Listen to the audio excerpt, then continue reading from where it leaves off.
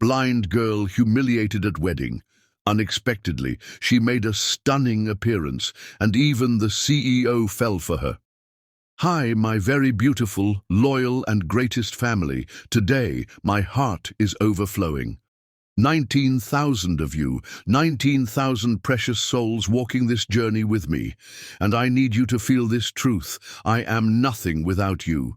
You didn't just support Mr. Peter's stories. You gave it life. You didn't just follow me. You carried me through every storm. You didn't just listen. You felt every word with your heart. You made me believe again when I had nothing but a dream. You are not my followers. You are my angels, my light, my forever family. A prayer from my soul to yours. May every sunrise bring you hope. May love wrap around you like warm arms. May your silent prayers be answered loudly, and may joy flood your life in ways you never imagined. Because your heart is rare, and your loyalty is priceless. If you feel this love, if you're proud of how far we've come, please write congratulations in the comments. And don't forget to like, comment, and share. Let this love reach more hearts who need it. From Mr. Peter, with all the love I have, I thank you. This is not my victory. This is ours, forever. Brittany Renee's fingers danced across the embossed invitation card, her sensitive fingertips tracing the elegant curves of the raised lettering. The wedding invitation had arrived that morning, hand-delivered rather than mailed, a detail that didn't escape her notice. Her cousin Vanessa wouldn't dare risk the appearance of excluding her, even though that was precisely what she hoped for.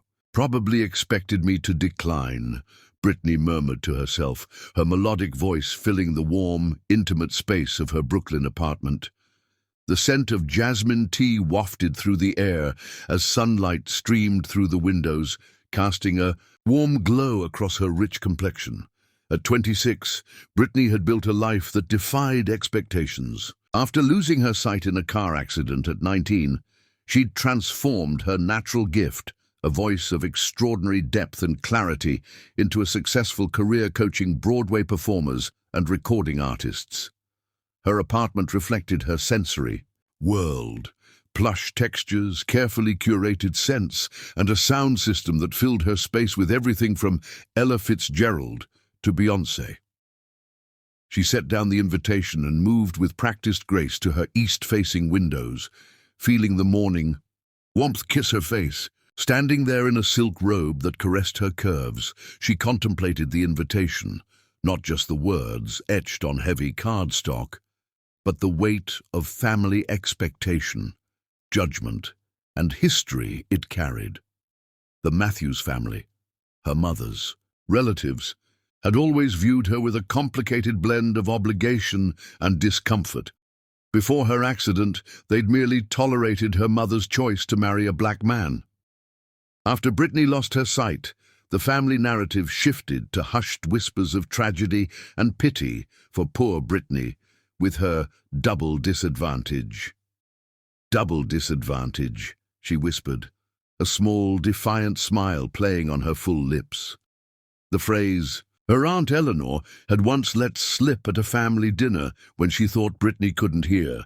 Her phone chirped, the AI assistant announcing, "Zoe calling." "Accept," Brittany said, her smile widening at the thought of her best friend. "Tell me you got the invitation from hell," came Zoe's voice, bright and fierce in equal measure. "Hand-delivered this morning, embossed lettering on card so heavy it could double as a weapon," Brittany replied, moving to sink into her favorite armchair. "Vanessa probably had to ice her wrist after signing it. Please tell me you're not going," Zoe said. "Those people don't deserve to breathe the same air as you, let alone have you grace their stuck-up wedding." Brittany ran her hand over the soft velvet of her chair, contemplating. She'd been so certain she would decline, had even rehearsed the graciously worded refusal in her mind. Yet something rebellious stirred in her chest. "Actually," she said slowly, "I think I will attend." "What? Britt, why would you put yourself through that? You know how they are?" "Exactly. I know how they are." Her voice took on the rich, determined tone that her voice students tried desperately to emulate. "And I'm tired of making myself small to accommodate their discomfort. I won't hide anymore, Zoe." The silence on the other end lasted only a moment before Zoe burst out laughing. "Oh my God, you're going to show up and show out, aren't you? I've never been more proud." "I haven't decided exactly how yet," Brittany admitted, "but I'm done being." The family footnote, mentioned only when someone needs to demonstrate their inclusive values. As they spoke, Brittany moved to her closet, fingers skimming across the garments her personal shopper had meticulously organized and described. Each hanger had a braille tag with fabric type and color. She knew exactly how she looked in each. And Peace had memorized the admiring descriptions from friends, the tactile sensation of how the fabrics draped against her body. "You realize this means we're going shopping," Zoe declared. "If you're going to make Eleanor Matthews choke on her, champagne, we need something spectacular." Brittany laughed, the sound like warm honey. "Something that says, black, blind, and unbothered by your approval. Something that says, I am the moment, darling," Zoe corrected. "The blindness and blackness are just bonus features on an already premium package." After ending the call with promises to meet for shopping that weekend, Brittany returned to the window. The Matthews family estate in the Hamptons would be hosting the wedding, a place where she'd always felt like an intruder. Her memories of childhood summers there were tainted with the sting of exclusion. Cousins who forgot to invite her to beach outings, aunts who touched her hair without permission, uncles who spoke louder when addressing her, as though her blindness affected her hearing. The accident that took her sight had happened the summer after her freshman year at Juilliard.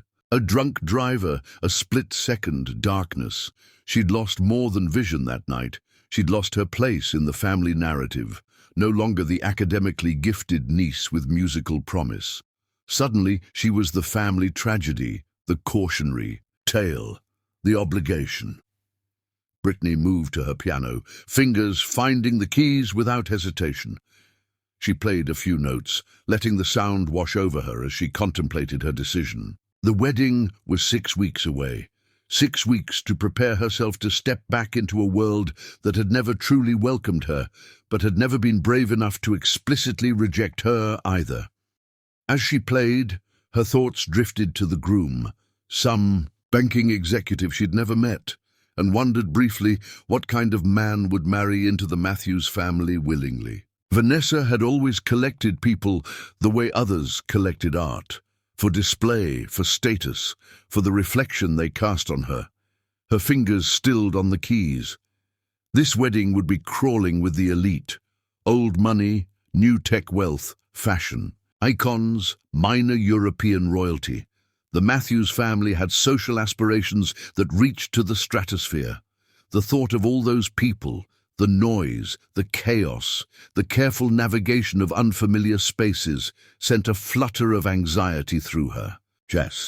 But alongside that anxiety burned something brighter, determination. She was not the same girl who'd spent her youth seeking approval from people incapable of seeing her worth. She was Brittany Renee, whose voice could bring Broadway directors to tears, whose talent had built a career most would envy, whose beauty turned heads even when she couldn't see the appreciation. "Time to remind them who I am," she whispered to the empty room. She returned to the invitation, fingers finding the RSVP card. Instead of calling her assistant to help fill it out, she reached for her phone. "Call Eleanor Matthews," she instructed. 3 rings. Then her aunt's carefully modulated voice answered.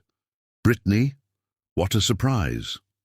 "Hello, Aunt Eleanor," Brittany said, infusing her voice with warmth she didn't feel. "I received Vanessa's invitation this morning. I'm calling to let you know I'll be attending." The slight pause told her everything. "Oh, how lovely. We didn't think you would. That is, we understand how difficult these events can be for you." Brittany's smile turned sharp. Not at all. I navigate challenging spaces every day. I'm looking forward to celebrating with the family. Well, we'll need to make special arrangements, of course. Perhaps seating near the exit? For ease of access? No. Need to trouble yourself, Brittany replied smoothly. I'll bring my own support. I wouldn't want to inconvenience anyone on such an important day. If you're sure, Eleanor's voice trailed off, clearly having expected, hoped for, a declination. Completely sure.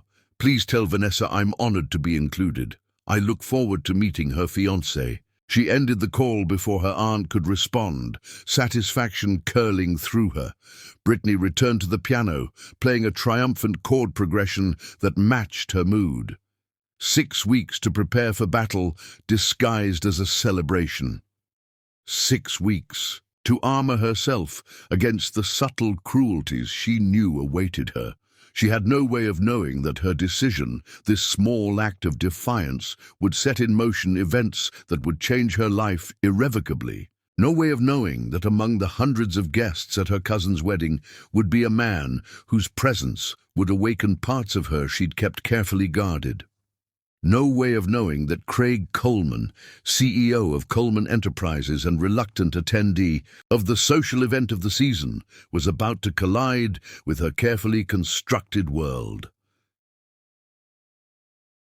Chapter 2. The Humiliation.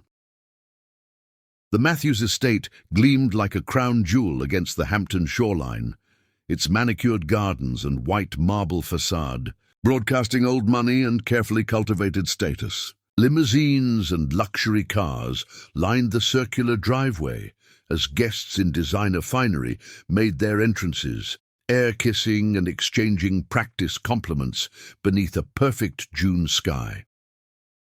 Brittany felt the car slow as they approached the estate. Beside her, Zoe provided a running commentary that painted the scene in vivid detail. The place is dripping with white roses and silver ribbon. Very tasteful, very bland, Zoe reported. And darling, you are about to be the most interesting thing that's happened to this wedding. Brittany smoothed her hands over the custom gown they'd selected after 3 weekends of shopping. The silk crepe fabric clung to her curves before cascading to the floor in a waterfall of rich emerald that made her skin glow. A delicate silver chain draped across her bare back, catching the light with each movement. How many people are staring? Brittany asked, her voice steady despite the flutter of nerves in her stomach. All of them, Zoe confirmed with satisfaction. And not because of your white cane. That dress is doing criminal things to your figure. The driver opened their door, and Brittany emerged with practiced grace, her cane extending slightly before her. She'd chosen to wear her hair in an elaborate updo of twisted coils adorned with tiny silver pins that caught the sunlight. Her makeup was flawless. She'd learned to apply it herself over the years, the routine as much about independence as aesthetics. Miss Renee? A voice approached, one of the wedding coordinators, her tone professional but with an undercurrent of uncertainty. I'm Harper, the assistant coordinator. We've been asked to escort you to your seat. Thank you, Harper, Brittany replied warmly. This is my friend Zoe, who'll be accompanying me.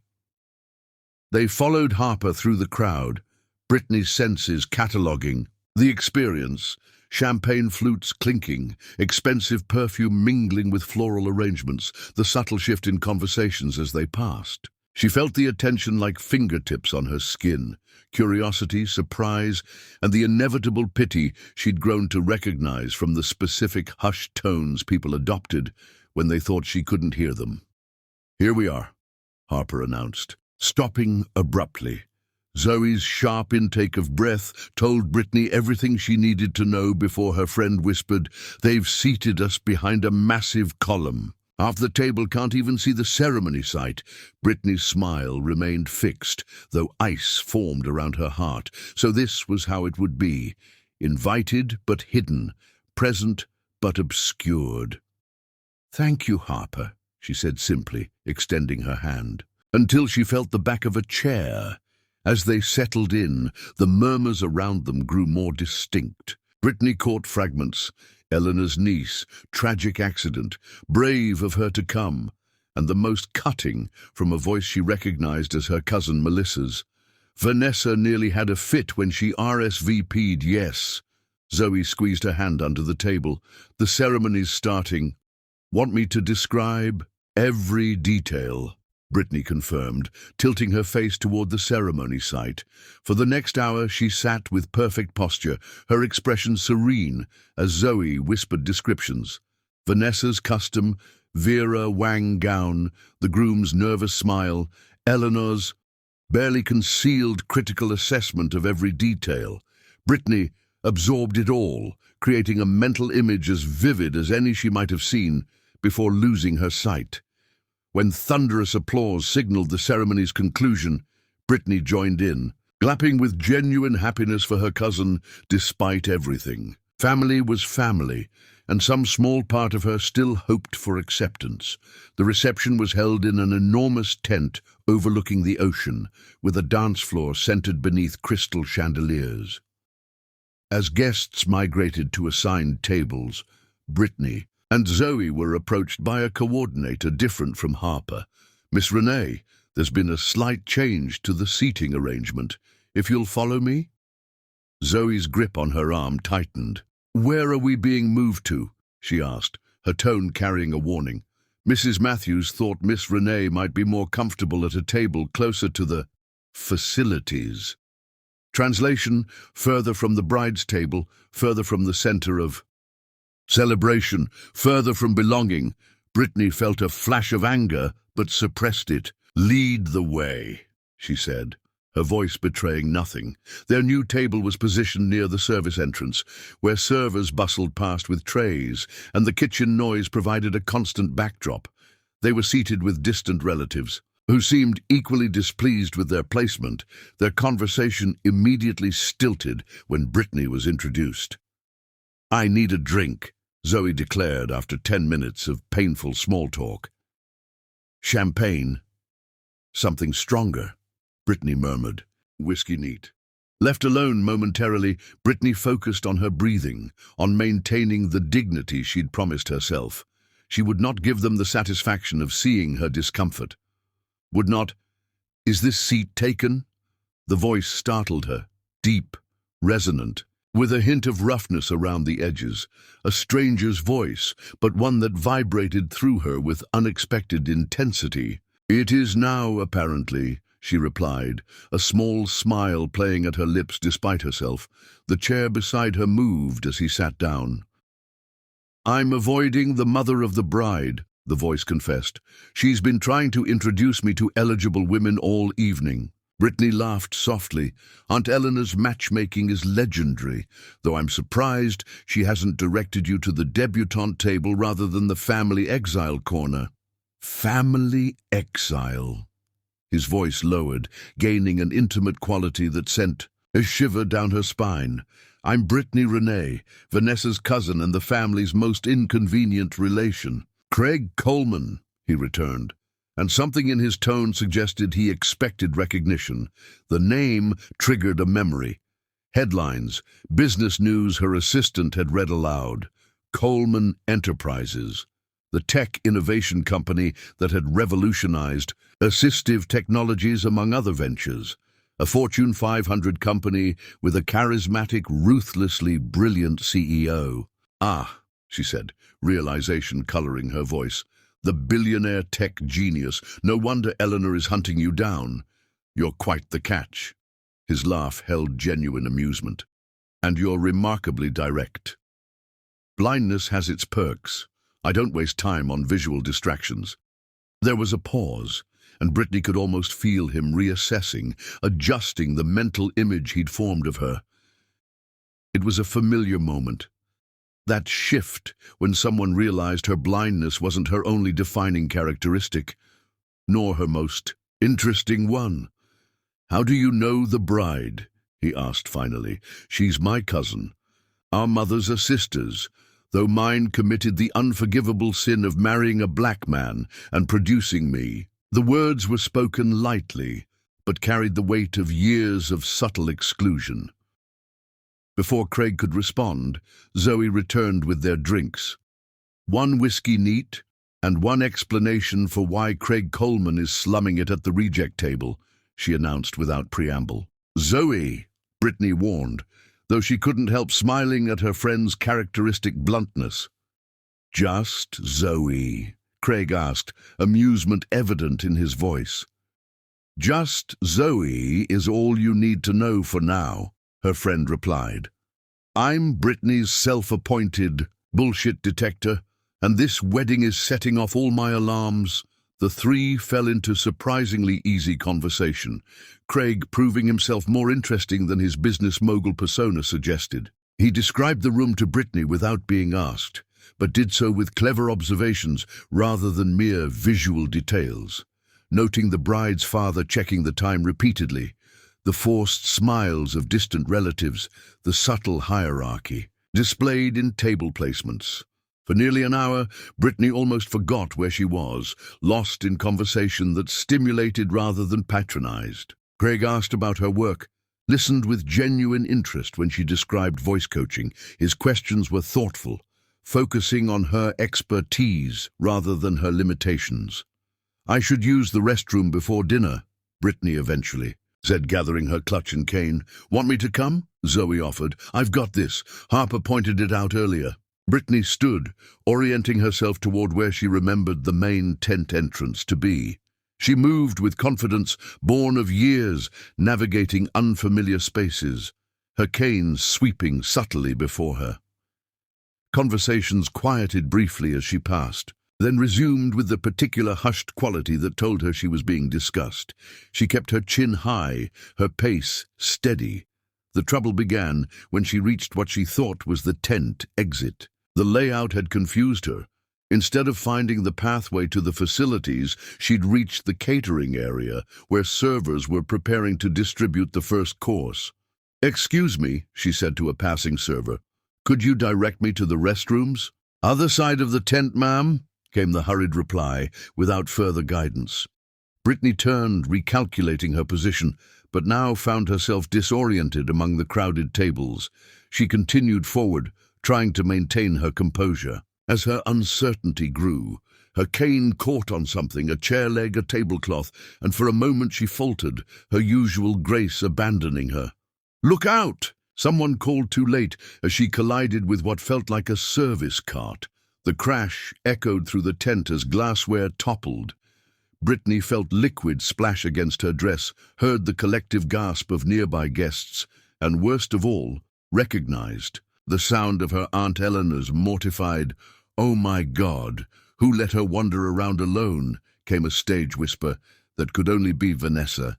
Humiliation washed over Brittany in a scalding wave. She stood frozen, champagne dripping from the skirt of her once perfect dress, surrounded by the shattered remains of what had apparently been an elaborate champagne tower prepared for the dinner toast.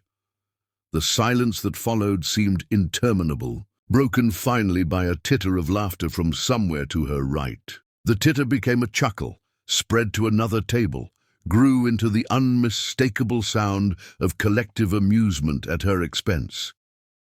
Brittany felt 7 years old again, excluded from cousin Melissa's birthday party games because she can't see the piñata anyway. Felt 19 again, hearing her aunt suggest to her mother that perhaps a special school would be more appropriate after the accident. Felt every moment of her life when her competence had been questioned, her presence treated as a burden, her achievements diminished by the qualifier despite her challenges.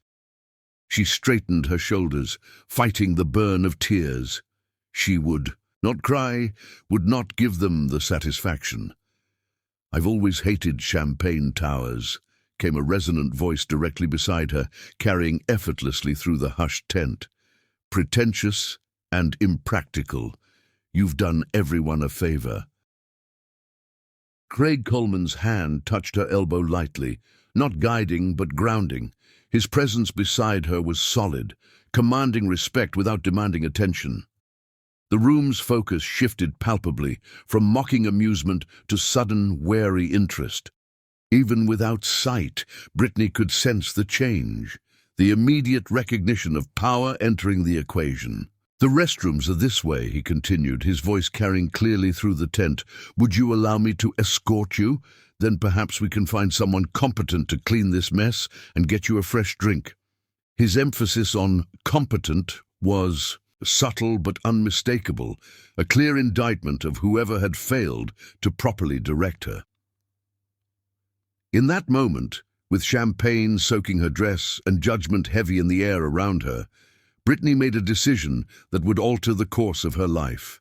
She accepted his arm. "Thank you, Mr. Coleman," she said, her voice steady despite the emotion threatening to overwhelm her. "I would appreciate that."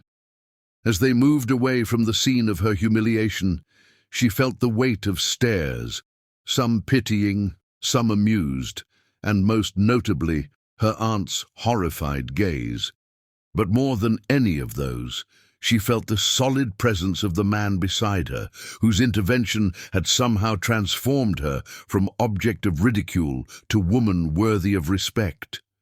Neither of them could have predicted that this moment, born of cruelty and rescued by kindness, would ignite a passion that would consume them both, challenging everything they thought they knew about love, vulnerability, and seeing with more than just their eyes. Chapter 3. Electric Connection. The gardens of the Matthews estate stretched toward the shoreline, a carefully orchestrated symphony of scents and textures. As Craig guided Brittany away from the reception tent, the evening air embraced them, carrying salt from the ocean and sweetness from night-blooming jasmine. The sounds of the wedding, clinking glasses, forced laughter, the string quartet's practiced elegance, faded behind them. "There's a bench about 10 steps ahead," Craig said, his voice low near her ear. The resonance of it seemed to travel directly through her skin, rather than the air between them. White, wooden, overlooking a small reflecting pool. "Would you like to sit?" Brittany nodded, appreciating the description rather than just direction. "Please." His hand remained steady at her elbow, not pulling or pushing, simply present. The respect, in that simple touch, struck her more profoundly than she expected. So many people grabbed, directed, moved her as though she were a package to be delivered, rather than a woman navigating her own path. They reached the bench, and Craig guided her hand to the backrest, allowing her to orient herself before sitting. He settled beside her, leaving a respectful distance between them. "Thank you," Brittany said after a moment, "for the rescue back there." "I didn't rescue you." The certainty in his voice surprised her. "You didn't need rescuing. I merely offered an alternative to standing in spilled champagne." A laugh escaped. Her genuine and warm. "That's refreshing. Most people would be falling over themselves to play hero right now, seeking praise for helping the poor blind girl. I'm not most people." There was no arrogance in the statement, just simple fact. "And you're not someone who needs heroics. What you needed was dignity, which your family seems determined to deny you." Brittany turned toward him, curiosity blooming. The night air carried his scent to her, sandalwood and something uniquely him, warm and undeniably masculine. "You're very perceptive for someone who's known me all of 20 minutes. I've been watching you longer than that," he admitted without apology. "Since you arrived. The way you navigate spaces, the careful listening before you speak, the quiet confidence that your family seems intent on undermining. You fascinate me." The frankness of his observation rendered her momentarily speechless. People rarely spoke to her with such direct honesty. Usually they cushioned their words in careful politeness or excessive accommodation. "Craig," she corrected gently, "and I wouldn't presume to tell you what you need. I'm more interested in what you want." The question hung between them, weighted with possibility. Brittany felt an unfamiliar flutter in her chest. This man was dangerous. Not physically threatening, but threatening to the careful walls she'd constructed around herself since losing her sight. Walls that protected her from pity, from fetishization of her disability, from being seen as less than complete.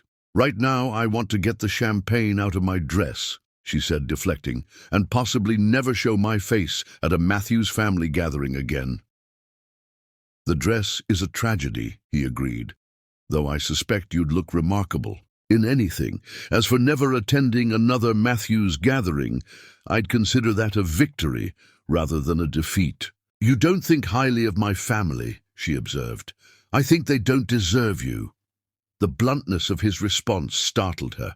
I've been watching all evening, the way they've strategically placed you out of sight. The whispers when they think. You can't hear. The complete failure to accommodate your needs while pretending they have. Heat rushed to Brittany's cheeks. You've been watching me all evening? A pause, then. Yes. No apology. No embarrassment. You're the most authentic person here. Everyone else is performing, including me, until I sat at your table. The confession vibrated between them, intimate in its honesty. Brittany found herself unsettled by how much she wanted to lean into that honesty, to discover what else lay beneath the public persona of Craig Coleman, tech billionaire. And who are you when you're not performing, she asked, her voice dropping to match the privacy of the moment. A man who builds things, he answered, who solves problems, who has grown tired of rooms full of people who only see what I can give them. I know something about being seen for the wrong reasons, Brittany said softly. A breeze rolled in from the ocean, carrying a chill. Brittany shivered slightly, her bare shoulders exposed to the night air. Without comment, she felt the weight of fabric settling around her, Craig's dinner jacket still warm from his body and carrying his scent. Tell me something real, he said suddenly. Something you wouldn't tell anyone else at this wedding. The request caught her off guard.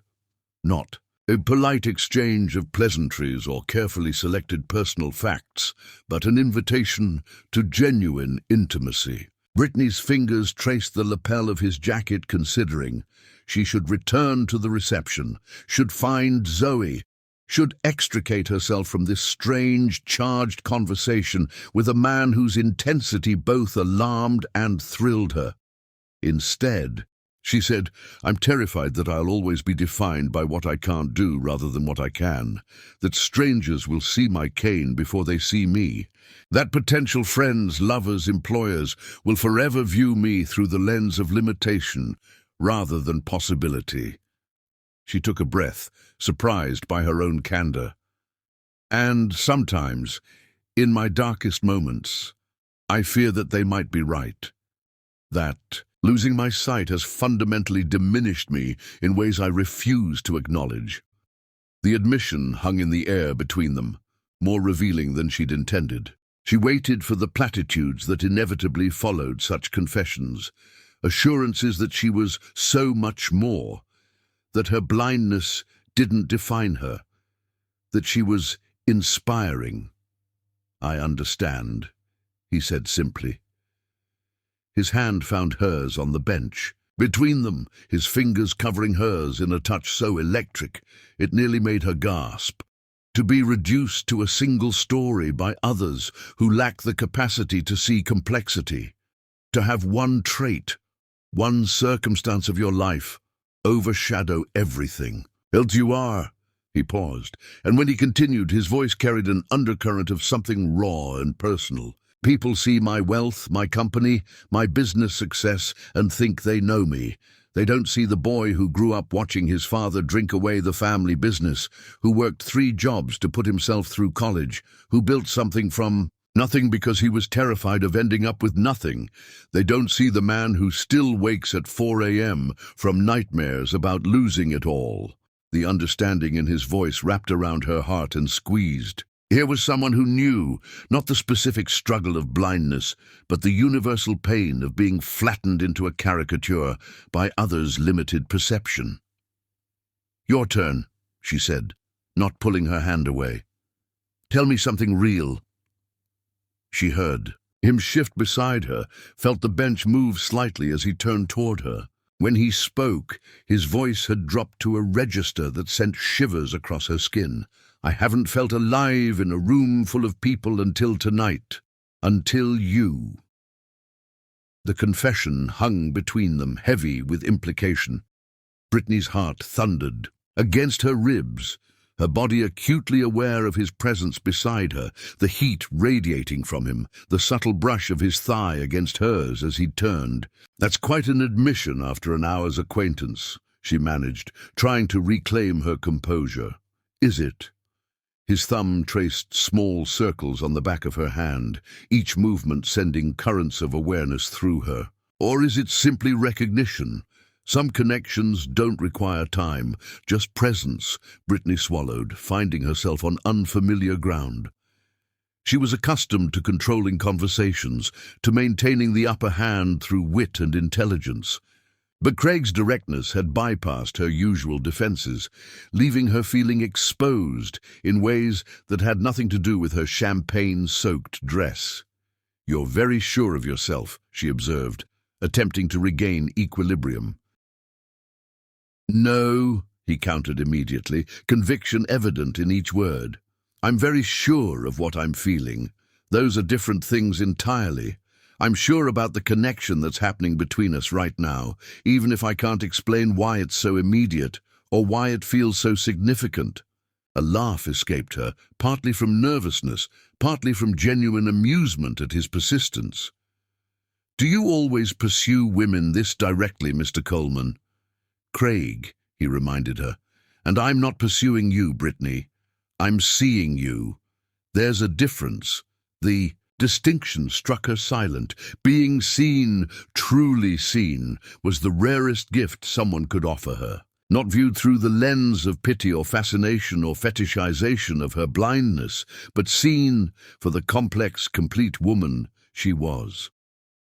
"The champagne is starting to dry," she said finally, changing the subject. "I should go find Zoe and see about damage control." "Of course." He didn't push, didn't try to extend the moment beyond its natural conclusion, another point in his favor. "May I walk you back, please?" They stood, and Craig's hand returned to her elbow with that same respectful touch. As they began walking back toward the tent, Brittany found herself hyper-aware of every point of contact between them, every brush of his arm against hers, sending cascades of sensation through her body. "Wait," he said suddenly, stopping there. "Progress. There's something I want you to experience before we go back." Before she could question him, he guided her a few steps to the left. "We're at the edge of the rose garden now. The Matthews pride themselves on having over 30 varieties, but there's one in particular I think you might appreciate. May I?"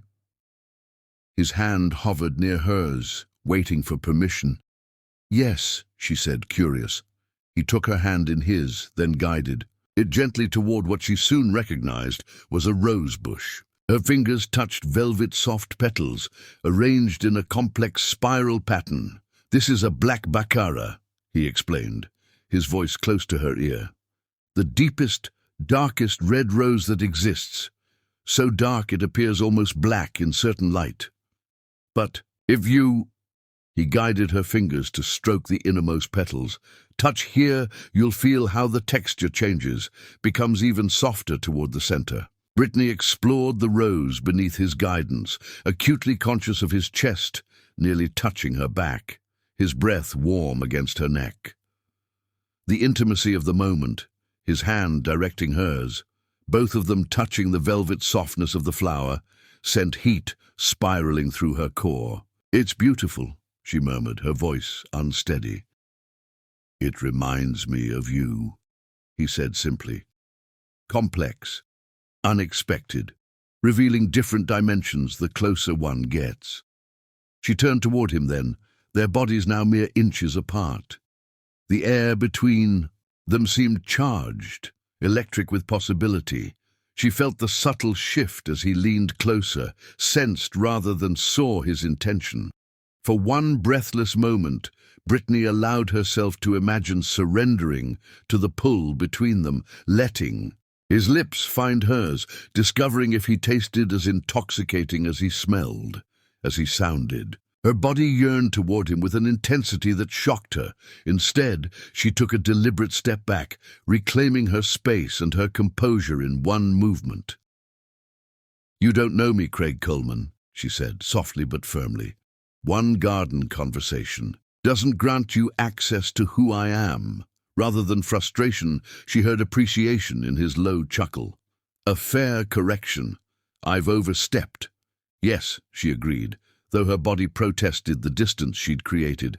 But I'm not entirely displeased by it. His sudden intake of breath told her the admission had surprised him as much as it surprised her. Before he could respond, she continued, We should return. Zoe will be looking for me, and I'm sure Aunt Eleanor has dispatched search parties for you. Let her search, he said dismissively, but offered his arm once more. Though you're right, your friend seemed like the type to organize a rescue mission if you're gone too long. As they walked back toward the reception, Brittany made a decision. This man, this dangerous, perceptive, overwhelming man, was not someone she could simply fold into her carefully ordered life. The chemistry between them was too volatile, the connection too immediate and intense. I won't be giving you my number, she said abruptly as they neared the tent. I didn't ask for it, he replied, a hint of warmth in his tone. You were going to. Yes, he admitted. I was. This, she gestured between them, is too much, too fast. I've spent years building careful boundaries. I don't do whirlwind romances with billionaires, Craig. I don't do fairy tales. They paused at the edge of the tent, the sounds of the reception washing over them. Craig turned to face her, taking both her hands in his. Brittany Renee, he said, her name like a caress in his deep voice. I am not a fairy tale. I am flesh and blood and deeply imperfect, but what's happening between us is real, and we both know it. She didn't pull her hands away, allowing herself this final moment of connection. Maybe, but real doesn't mean right. Then tell me what would make it right, he challenged softly. Tell me what you need to believe this is more than a garden conversation at a wedding we both despise. The question penetrated her defenses, genuine in its inquiry. Before she could formulate a response, a familiar voice cut through the moment. There, you are. Zoe appeared at her side, relief evident in her tone. I've been looking everywhere. Your aunt is having conniptions about the champagne tower, and I've been running interference. Brittany squeezed Craig's hands once before releasing them, turning toward her friend. Sorry, I needed some air after the debacle. Craig was kind enough to escort me. I bet he was, Zoe replied, and Brittany could practically hear her friend's eyebrows raising. Well, if you're done getting air, I've called us a car. I think we've fulfilled our family obligation quota for the decade. Gratitude washed through Brittany. Trust Zoe to know exactly when an exit was needed. Of course, Brittany said, turning slightly toward where she knew Craig still stood. Thank you for the garden tour, Mr. Coleman. Craig, he corrected one final time, his voice a caress that promised more than it said. And Brittany, this isn't over. Some connections can't be denied, no matter how inconvenient their timing. She didn't respond, but the slight curl of her lips told him she'd heard. As Zoe led her away, Brittany felt his gaze follow her, intense enough that even without sight she could feel its heat on her skin. Spill everything, Zoe demanded once they were safely in the car. And I don't mean the champagne. Brittany leaned back against the leather seat, her fingers absently tracing the lapel of Craig's jacket, which she realized too late she was still wearing, his scent enveloping her like a promise. I think I just had a conversation that changed everything, she admitted softly, with Craig Coleman, tech genius and certified heartbreaker. Zoe sounded both impressed and concerned. Girl, that man looked at you like you were water in a desert. Brittany smiled, a secret curving of lips meant for herself alone. She hadn't given him her number, hadn't told him her last name, though he could easily discover it. Yet somehow she knew with bone-deep certainty that this wasn't their final meeting. Seize me, Zoe, she said finally. Not the blindness, not the novelty, me. As their car pulled away from the Matthews estate, Brittany savored the lingering warmth of his touch on her skin, the memory of his voice vibrating through her, and the strange, unsettling certainty that her carefully constructed world had just been irrevocably altered by a garden conversation with a man who refused to let her hide. Chapter 4. Passionate Pursuit. Craig Coleman had built an empire on calculated risks. At 34, he had transformed Coleman Enterprises from a startup into a global tech powerhouse, all through meticulous analysis and strategic decision-making.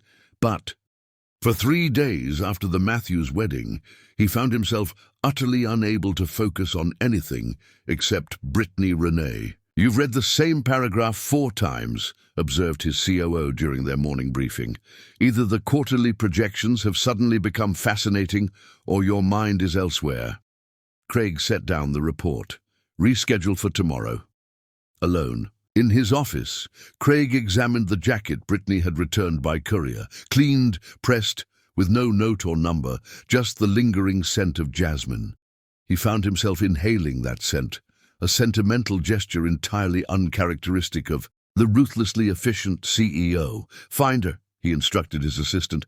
"Brittany Renee works with Voice in New York." By afternoon, he had learned she was a sought-after voice coach with a Brooklyn studio, a waiting list of Broadway performers, and a Juilliard education cut short by the accident that took her sight. His fingers hovered over her address before closing the file. No. He wouldn't appear uninvited. That wasn't pursuit. It was invasion. "Send 24 black baccara roses to her studio," he instructed. "Card should read, 'Some connections can't be denied. Dinner, Craig Coleman.' Make sure it's embossed for her to read herself." He'd never pursued a woman this way, had never needed to. Women pursued him for his wealth and power, but Brittany was different. She challenged him, dismissed his standard advantages, and saw through his persona to the man beneath. "Package for you, Ms. Renee."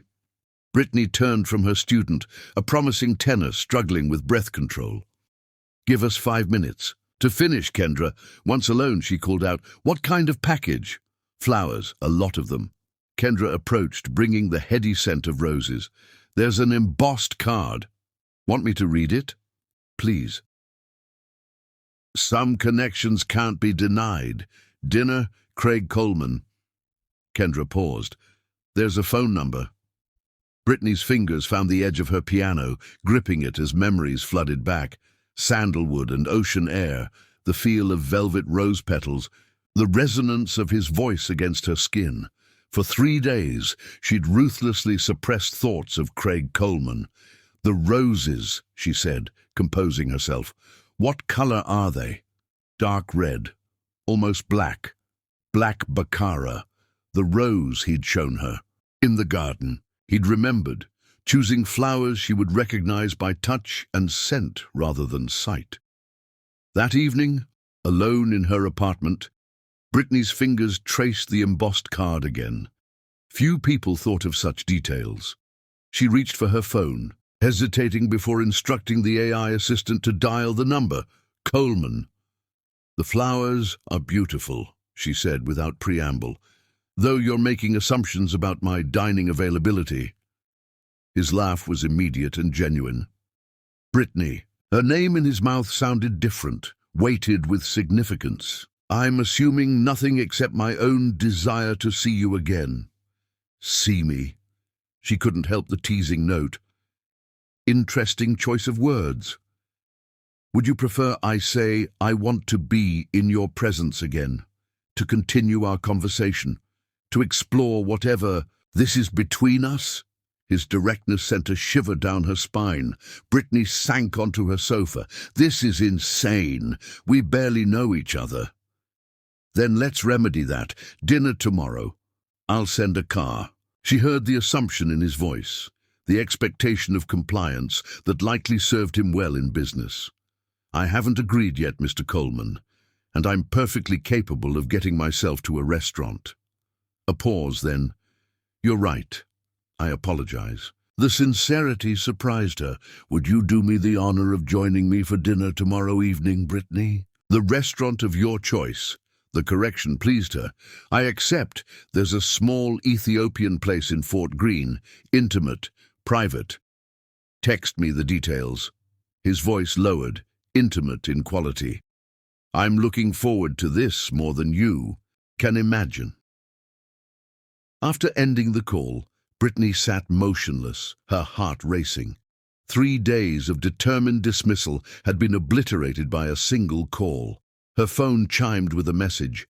Your assistant described the roses as almost black, rather than deep red. I'll ensure any future communications are more precisely descriptive.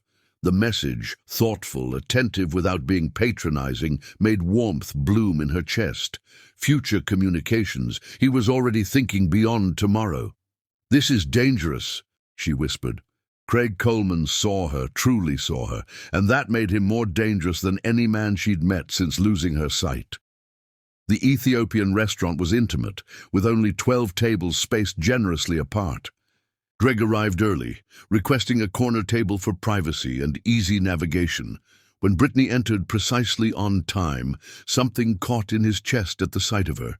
She wore a deep burgundy dress that hugged her curves, her hair arranged in an elaborate crown of braids interwoven with subtle gold threads. She moved with confidence that suggested familiarity with the space. "Brittany," he called softly. "I'm at the corner table to your right." Her face turned toward his voice, a smile playing at her lips. "Craig, you're early." "Eager," he corrected, reaching her and offering his arm. Conversation flowed naturally over dinner, covering her work with voice students, his latest technological venture, books they'd enjoyed, music that moved them. Craig found himself laughing more than he had in months. "Tell me about the accident," he said during a natural lull. "If you're comfortable sharing." Brittany's fingers traced her water glass, her expression contemplative. "It was 7 years ago. A drunk driver ran a red light. The accident damaged the visual cortex of my brain rather than my eyes. And afterward, I had to decide who I would become. Would I be defined by what I'd lost, or would I build something new? I chose to build." "You chose magnificently," he said quietly. Her smile touched something deep in him. "Your turn. Tell me something that shaped you, Craig. Something not in your Forbes profile." He found himself sharing truths he rarely voiced, about his alcoholic father, who ran their family business into the ground, about working construction jobs after school at 15, about building his first company from desperation rather than vision. "What drives you now?" she asked. "Now that you've conquered that fear." The question penetrated deeper than she could know. What did drive him now? "That's uncomfortably perceptive," he admitted. "I'm not entirely sure anymore." Her thumb traced circles on his hand, the simple touch more intimate than any physical encounter he'd had in recent memory. "Perhaps that's why you were hiding in the garden at a wedding, Craig. You're at a crossroads without realizing it." When the meal ended, they stood outside in the cool evening air. Craig opened the door of her waiting car, then hesitated. "Brittany," he said, her name a caress. "I'd like to see you again, soon." She turned toward him, her face upturned. "I'd be disappointed if you didn't ask." Emboldened, he brought her hand to his lips. "Tomorrow." Her laugh was soft, musical. "Eager, aren't you?" "Undeniably. I have students until 7. Dinner at 8 then." She nodded, then reached up to touch his face, her fingers tracing his jaw with exquisite gentleness. The touch was brief but electrifying. "Good night, Craig Coleman," she said softly, before disappearing into the waiting car. Craig stood motionless long after her car vanished, the ghost of her touch still burning on his skin. Something fundamental had shifted within him, a recognition that Brittany Renee had irrevocably altered his world, and he would move heaven and earth to keep her in it. Chapter 5. Surrender to Sensation. 3 weeks of dinners, Conversations that stretched into the early morning hours, and a deepening connection that neither could deny, had brought them to this moment. Brittany sat at her piano in her studio, fingers poised above the keys, while Craig stood by the window, his presence filling the room even in silence. "Your breathing is still too shallow," she said, professional despite the electricity that hummed between them. "You're breathing from your chest, not your diaphragm." "Show me again," he requested, moving toward her. They had fallen into this routine almost by accident. After their first dinner, Craig had mentioned his discomfort with public speaking, despite his business success. Brittany had offered to help, professional distance providing a safer framework for their undeniable attraction. Voice lessons became their excuse, their sanctuary, their shared secret. She rose from the piano bench, standing before him in a deep blue dress that caught the late afternoon light streaming through the windows of her Brooklyn studio. "Place your hand here," she instructed, taking his palm and pressing it against his own abdomen. "Now breathe so that my hand moves outward." Craig complied, focusing on the sensation of her touch rather than the lesson. Her scent, jasmine and something uniquely her, surrounded him, making concentration nearly impossible. 3 weeks of careful restraint had brought him to the edge of his control. "Better," she murmured, her voice closer now, "but you're still holding tension in your shoulders. May I?" At his nod, her hands moved to his shoulders, her touch professional yet electric through the fabric of his shirt. She pressed gently, guiding his posture into proper alignment.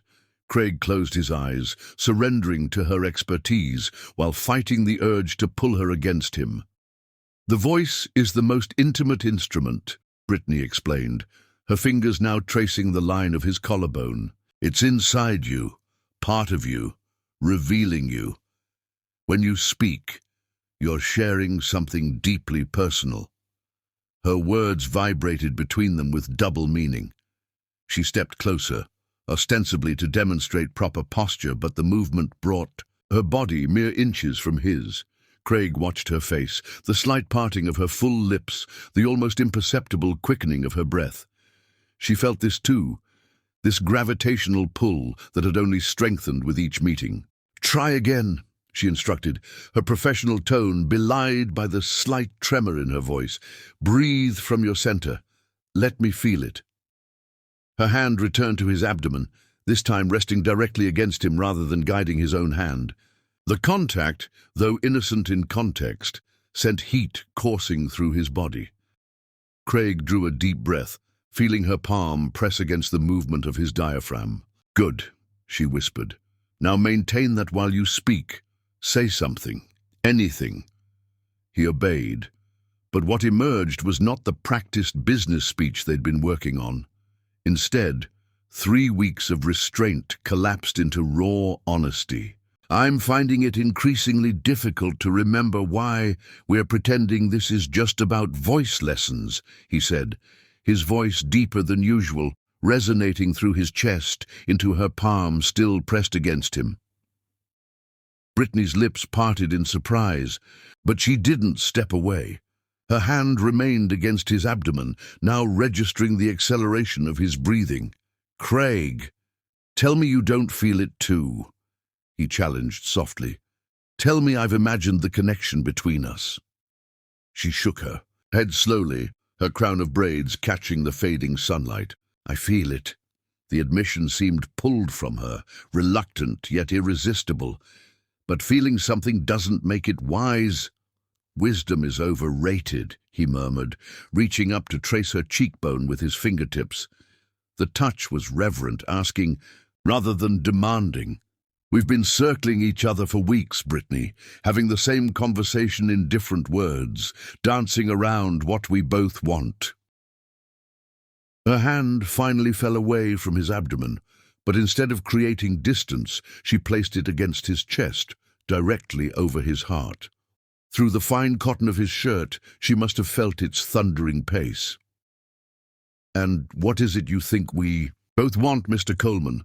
The formality was a defense mechanism, one he recognized from their earliest interactions. He smiled, though she couldn't see it, covering her hand with his own to keep it pressed against his heart. This, he said simply, us. The chance to explore what happens when we stop pretending we're just a voice coach and her student. The studio had grown dimmer as the sun descended, casting long shadows across the polished floors. In the golden half-light, Brittany's face revealed a war between desire and caution that Craig understood all too well. He had been fighting the same battle since the moment they met. "It's not that simple," she said finally. "Nothing ever is." "Then explain the complexity to me. Help me understand what you're afraid of." The directness of his question startled her. Craig watched as she composed her thoughts, her expression shifting from surprise to something more vulnerable.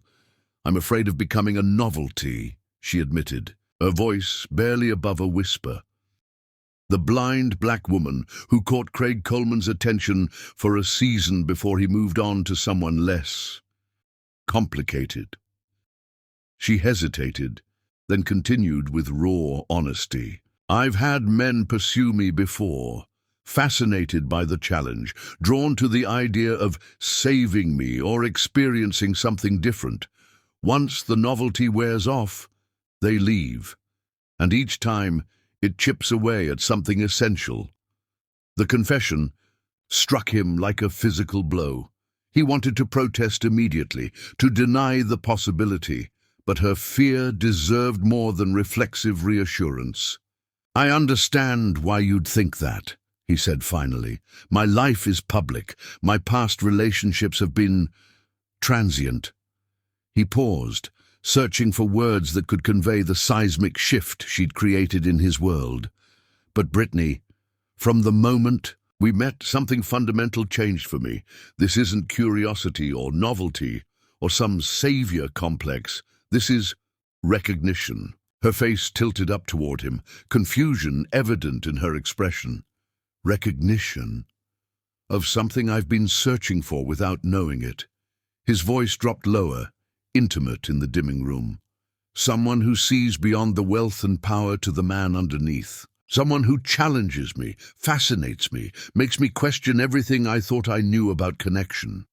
His honesty hung between them, raw and unguarded. Craig found himself holding his breath, waiting for her response with an anxiety foreign to his usually confident nature. Brittany's free hand rose slowly until her fingertips found his jaw, tracing its line with exquisite gentleness. The touch was exploratory, mapping his features as if committing them to memory. "I want to believe you," she whispered, "but wanting something doesn't make it true." "Then let me prove it," he urged, turning his face slightly to press a kiss against her palm. "Not with words or promises, but with time, with consistency, with actions that show you exactly what you mean to me." Her breath caught audibly at the touch of his lips against her skin. The air between them seemed charged molecules, vibrating with potential energy waiting to be released. Craig watched as her professional composure wavered, revealing the woman beneath, passionate, uncertain, yearning. "Craig," she breathed his name like a question, like a prayer. He couldn't have said which of them moved first. Perhaps they both surrendered simultaneously to the inevitability that had been building since that night in the garden. One moment, they stood separated by inches and doubt. The next, his lips found hers in a kiss that obliterated every boundary they'd carefully maintained. Her mouth was warm, yielding yet demanding as her arms wound around his neck. Craig pulled her against him, one hand splaying across her lower back while the other cradled her face. The kiss deepened, weeks of restraint dissolving into hunger that left them both gasping. Brittany's hands weren't idle. They explored his shoulders, his chest, tangled in his short hair as if anchoring herself to him. Each touch ignited new fires beneath his skin, awakening nerve endings he hadn't known existed. When they finally broke apart, both breathing heavily, Craig rested his forehead against hers. Tell me that was just a voice lesson, he challenged. Softly, her laugh was breathless, musical, definitely extracurricular. He captured her mouth again, this kiss slower, deeper, a thorough exploration rather than a desperate claiming. Brittany melted against him, her body fitting perfectly against his, as if designed as his complement. Her soft curves pressed against. The hard planes of his chest created a harmony of sensation that threatened to overwhelm his usual control. The sharp ring of her phone shattered the moment. Brittany pulled back, disoriented, her lips swollen from his kisses. "That's my next student," she murmured, reluctance evident in every syllable. Reality reasserted itself, the studio, professional boundaries, obligations waiting for both of them beyond this moment of surrender. Craig released her slowly, his body protesting the separation. "Have dinner with me tonight," he said. Not a question, but not quite a demand. "At my place. No interruptions, no pretenses." Brittany's expression shifted through several emotions: desire, hesitation, anticipation. "Your place," she repeated, considering the implication. "That's escalation." "It's privacy," he corrected gently. "A chance to continue this conversation without your next student arriving or a waiter interrupting with the check." A smile curved her lips, knowing and sensual. "Just conversation, Mr. Coleman." Heat spiraled through him at her teasing tone. "To start with," he admitted, honesty the only currency he would offer her. "But nothing more than you want, Brittany, nothing more than feels right." Her phone chimed again, a reminder that her student would arrive momentarily. Brittany straightened her dress, composing herself with remarkable speed. "Text me your address," she said finally. "I'll be there at 8. Hope and anticipation surged through Craig's body, tempered by the knowledge that whatever happened tonight would irrevocably alter their relationship. There would be no returning to the safety of student and teacher, no pretending the passion between them was anything but transformative. As he left her studio, passing her arriving student with a polite nod, Craig found himself uncharacteristically nervous. Tonight would reveal whether their connection could survive beyond the boundaries they'd established, whether Brittany Renee was ready to trust not just his desire, which was undeniable, but his heart, which was far more vulnerable than his public persona would ever suggest.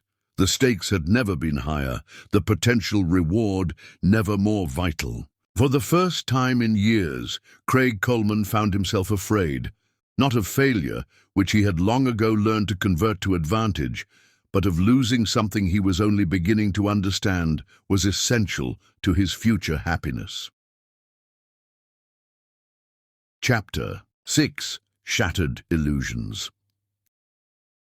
The Pearson Foundation's annual gala was the social event of the spring season, gathering New York's elite to raise millions for educational initiatives. The Metropolitan Museum's Temple of Dendur provided a dramatic backdrop for the evening, its ancient Egyptian architecture illuminated with soft golden light that made the stone appear to glow from within. Craig stood at the entrance, checking his watch for the third time in 5 minutes. Brittany was never late. Her blindness had instilled a precise relationship with time, a need for control over the variables she could manage. Her absence left an unfamiliar anxiety churning in his stomach. The past month had transformed his life completely. Their first night at his penthouse had not ended as he'd anticipated, with passionate surrender, but instead with hours of conversation that stretched until dawn, building a foundation stronger than physical desire alone could create. When they'd finally fallen asleep on his sofa, fully clothed but wrapped in each other's arms, Craig had experienced a sense of peace he'd never known before. Physical intimacy had come later, unfolding gradually as trust deepened between them. Each encounter revealed new dimensions of Brittany, her boldness, her vulnerability, her capacity for pleasure that matched his own intensity. In darkness they were equals, navigating each other's bodies through touch and sound and taste. But tonight marked their first public appearance as a couple. The significance wasn't lost on Craig. He was essentially announcing to his social and business circles that Brittany was important enough to stand beside him, not as an accessory, but as his chosen partner. "Mr. Coleman?" Craig turned to find his driver approaching with Brittany on his arm. His breath caught at the vision she presented, a vision she herself couldn't see but had crafted with meticulous attention to detail. Her gown was a masterpiece of midnight blue silk that seemed to capture starlight with each movement, contrasting beautifully with her rich mahogany skin. Her hair was arranged in an elaborate updo of twisted coils, interwoven with delicate silver threads that caught the light. "You're breathtaking," he said simply, taking her hand from his driver's arm and bringing it to his lips. Her smile, that secret curve of full lips that never failed to ignite something primal within him, told him she was pleased with his reaction. "And you smell delicious," she countered, her free hand reaching to straighten his tie with unerring accuracy. "Sandalwood and cedar, my favorite." He'd changed colognes for her, choosing scents she found pleasing. It was one of countless small adjustments he'd made without being asked, learning to narrate his actions, to describe rooms and people, to warn of steps or changes in terrain. None felt like accommodation. All felt like communication, like learning a new language to better connect with someone essential. "Ready?" he asked, offering his arm. Her expression sobered slightly. "As ready as I'll ever be to face New York's most judgmental social circles." Despite her light tone, Craig sensed the apprehension beneath. This wasn't just any public appearance. This was his world, the powerful sphere in which he operated. Her reception would reveal much about the challenges they might face together. "They'll adore you," he assured her, "though not as much as I do." The words slipped out unplanned. They hadn't yet spoken of love explicitly, though it hummed between them in every touch, every conversation, every shared silence. Craig watched Brittany's face carefully, noting the slight widening of her eyes, the momentary parting of her lips before she composed herself. "Careful, Coleman," she teased, though her voice carried a slight tremor. "A girl might get ideas, rather." Then backtrack. Craig leaned closer, his lips brushing her ear. "Good. The ideas in that brilliant mind of yours are one of my favorite things about you." Her responding laugh, low and rich, sent desire coiling through him. Craig placed her hand on his arm and led her into the gala, hyper-aware of the subtle shift in the room as they entered together. Conversations paused, heads turned, assessments were made with the brutal efficiency of New York's elite. Craig guided Brittany through the crowd with practiced ease, providing subtle cues about their surroundings. 3 steps ahead, then level ground. Richard Pearson approaching from the right, silver hair, perpetual frown, millions to donate. She squeezed his arm in acknowledgement, her posture straightening as the foundation's chairman reached them. "Craig, delighted you could make it." Richard's gaze moved to Brittany with undisguised curiosity. "And who is your lovely companion?" "Richard Pearson, may I introduce Brittany Renee?" "Brittany, Richard is the chairman of the Pearson Foundation and tonight's host." Brittany extended her hand with perfect poise. "A pleasure, Mr. Pearson. Your foundation's work in arts education is remarkable." Richard's eyebrows rose slightly as he took her hand. "You're familiar with our initiatives, particularly your program, bringing music education to underserved schools. Several of my voice students volunteer with your Brooklyn chapter." The conversation flowed easily from there, Brittany demonstrating her knowledge of arts education with an eloquence that soon had Richard forgetting her blindness entirely. Craig watched with pride as she navigated the social encounter flawlessly, charming one of New York's most notoriously difficult philanthropists. As the evening progressed, they moved through the gala together, Brittany holding court in conversations. about everything from classical music to educational policy. Craig provided minimal guidance, allowing her independence while remaining attentive to her needs. To most observers, they appeared as any power couple, confident, complimentary, commanding attention. Craig Coleman with a blind girl. How charitable!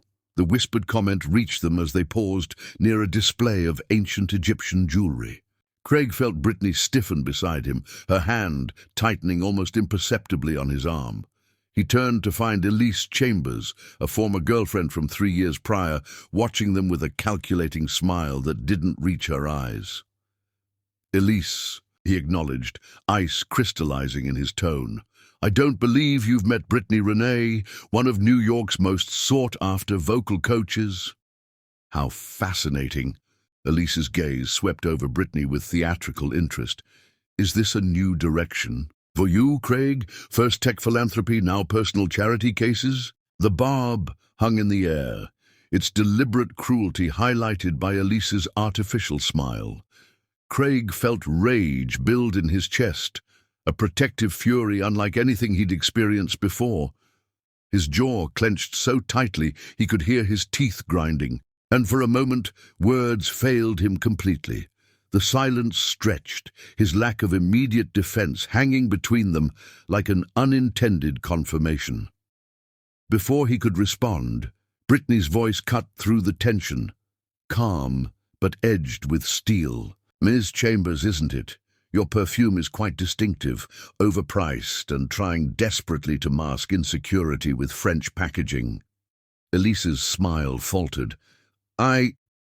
You should know," Brittany continued smoothly, "that while I can't see your expression, I can hear the emptiness in your voice, the hollowness that comes from defining yourself by who you're standing next to rather than who you are."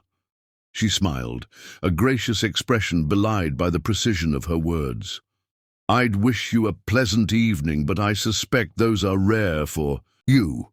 With that, she turned away, her hand still steady on Craig's arm. He guided her toward the terrace doors, pride and concern warring within him. Once outside in the relative privacy of the terrace, he turned to face her. "That was magnificent," he said quietly. "That was necessary," Brittany corrected, her composure showing its first crack. "Did you date her?" Craig hesitated, but only briefly. 3 years ago. Briefly. Brittany nodded, processing this information. "And how many others at this gala have similar history with you?" The question caught him off guard. "I don't keep count," he answered truthfully. "My past relationships have been uncomplicated, convenient. Unlike this one." "It wasn't a question.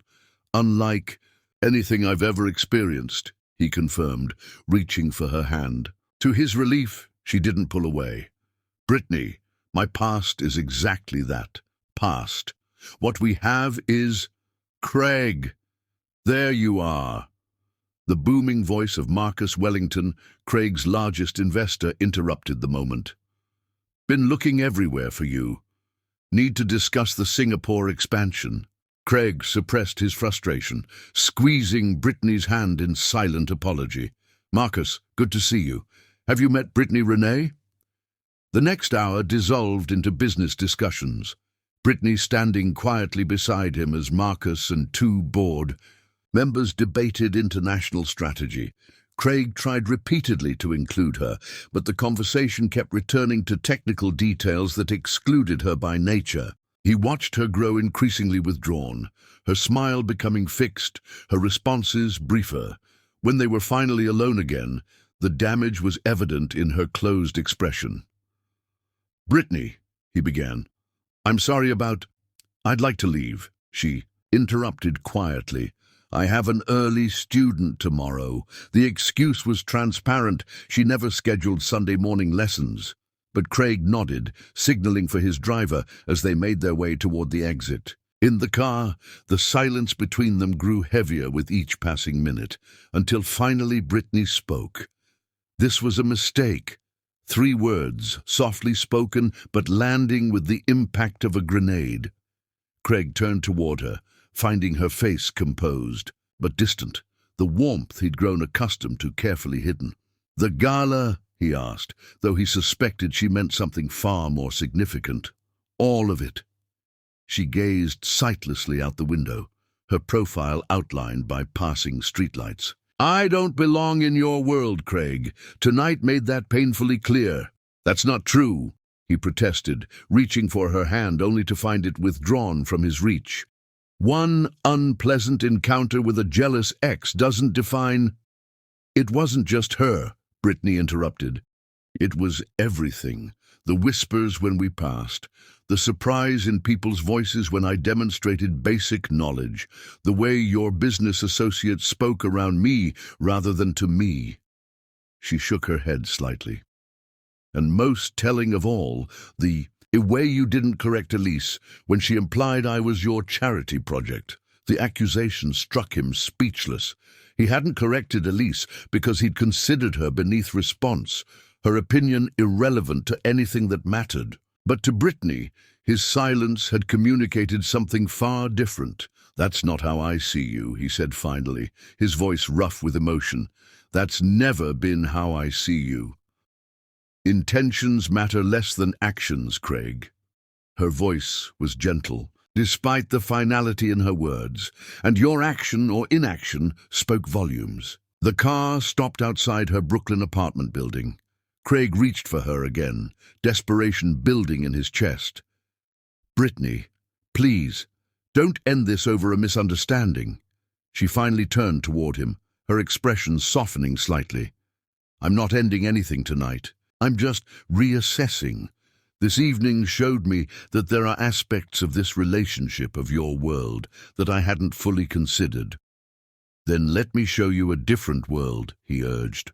"My world isn't galas and business meetings. It's the quiet moments we share, the conversations that last until dawn, the connection that keeps growing stronger with each day." Her hand finally met his, a brief touch that felt like both comfort and farewell.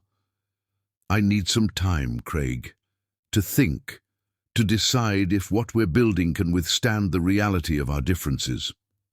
Before he could respond, she exited the car with the grace that characterized her every movement. Craig watched her enter her building, the doorman recognizing her immediately and offering his arm. The doors closed behind her, leaving Craig alone with the wreckage of what had been a promising evening. As his driver pulled away from the curb, rain began to fall, mirroring the storm building within him.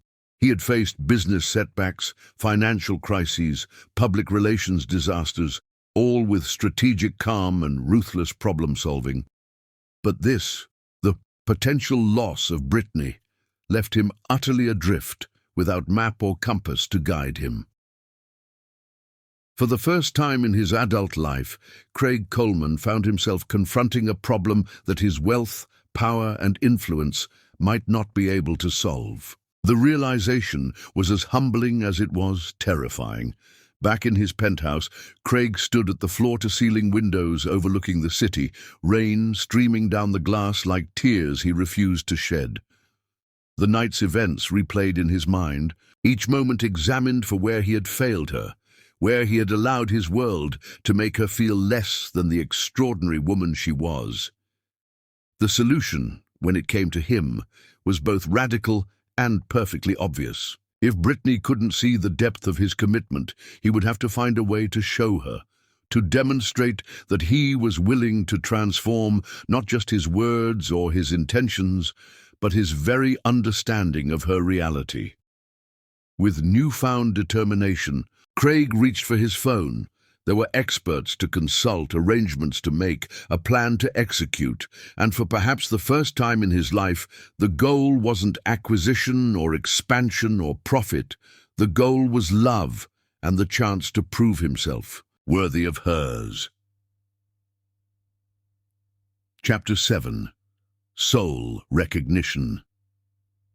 3 days of silence stretched between them like an ocean. Brittany buried herself in work, scheduling additional students to fill the hours she'd grown accustomed to spending with Craig. Her apartment felt emptier somehow, haunted by memories of his laughter, his voice, the way his presence had filled. Spaces she hadn't realized were vacant. On the fourth day, her phone rang with Zoe's distinctive ringtone. "Have you seen the news?" Zoe demanded without preamble. "Obviously not," Brittany replied dryly. "What's happened?" "Craig Coleman has temporarily stepped down as CEO of Coleman Enterprises. The official statement says he's taking a personal sabbatical for 2 weeks." Brittany's heart stuttered in her chest. "That doesn't sound like Craig. That's because it gets weirder," Zoe continued. "According to the business gossip blogs, he's been spotted at the New York Institute for the Blind, working with specialists on mobility training. Not just once, every day this week, 6 hours a day.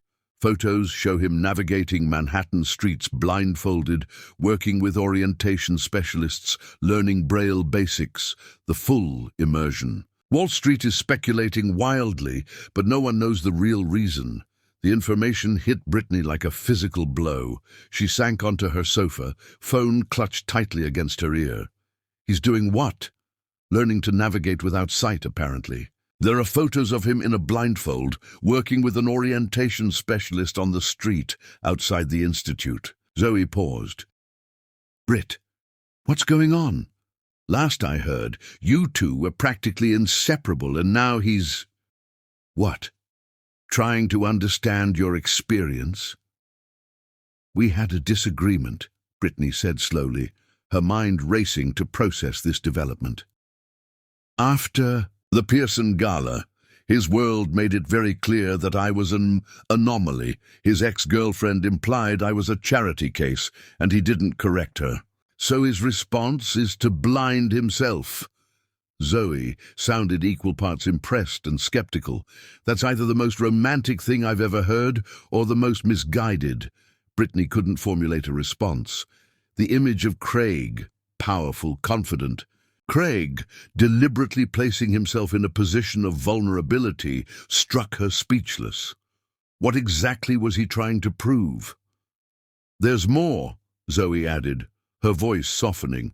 "He's arranged for you to perform at the Edison Hall benefit next weekend as the featured artist, not just background music." Edison Hall was one of New York's most prestigious performance venues, the annual benefit attended by everyone in the music industry worth knowing.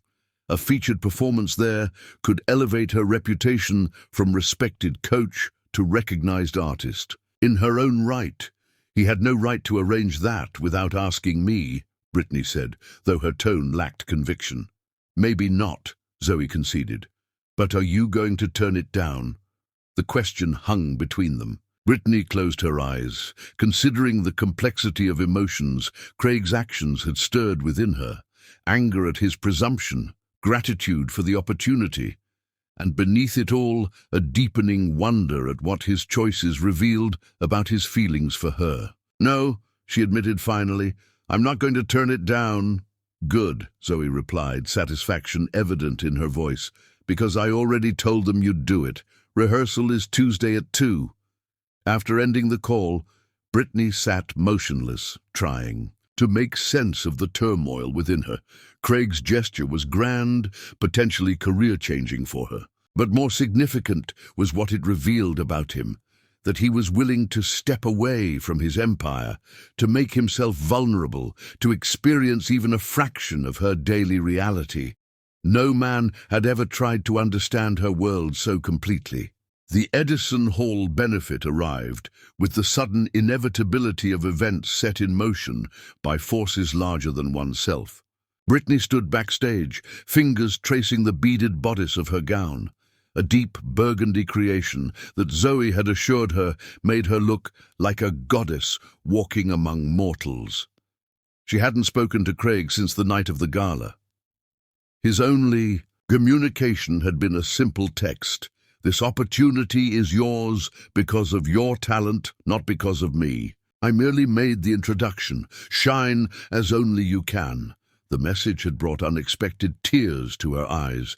For the first time in her life, Brittany felt truly seen by someone who wanted nothing from her but her authentic self.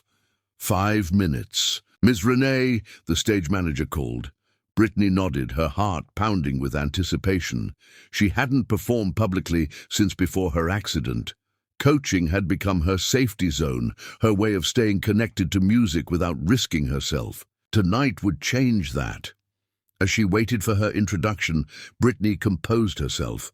She had selected a piece that few would expect, not a classical aria that would showcase technical perfection, but Nina Simone's Feeling Good, a song that demanded soul and lived experience to render authentically. Ladies and gentlemen, Edison Hall is honored to present Brittany Renee. A stagehand appeared at her elbow, guiding her to center stage. Applause washed over her like a wave as she took her position beside the grand piano. The accompanist played the opening notes, and Brittany closed her eyes, letting the music flow through her. When she began to sing, the room fell into stunned silence. Her voice, rich, powerful, imbued with emotion that couldn't be taught, filled the hall with an almost physical presence. Each note carried years of experience, of struggle, of determination to be defined by capability rather than limitation. As she reached the climax of the song, Brittany felt something she hadn't experienced since before losing her sight. The electric connection with an audience held spellbound, the rare magic of performance that transcends the mundane. Her voice soared through the final refrain, raw emotion laying her soul bare before hundreds of witnesses. The silence that followed her final note lasted only a heartbeat before the audience erupted.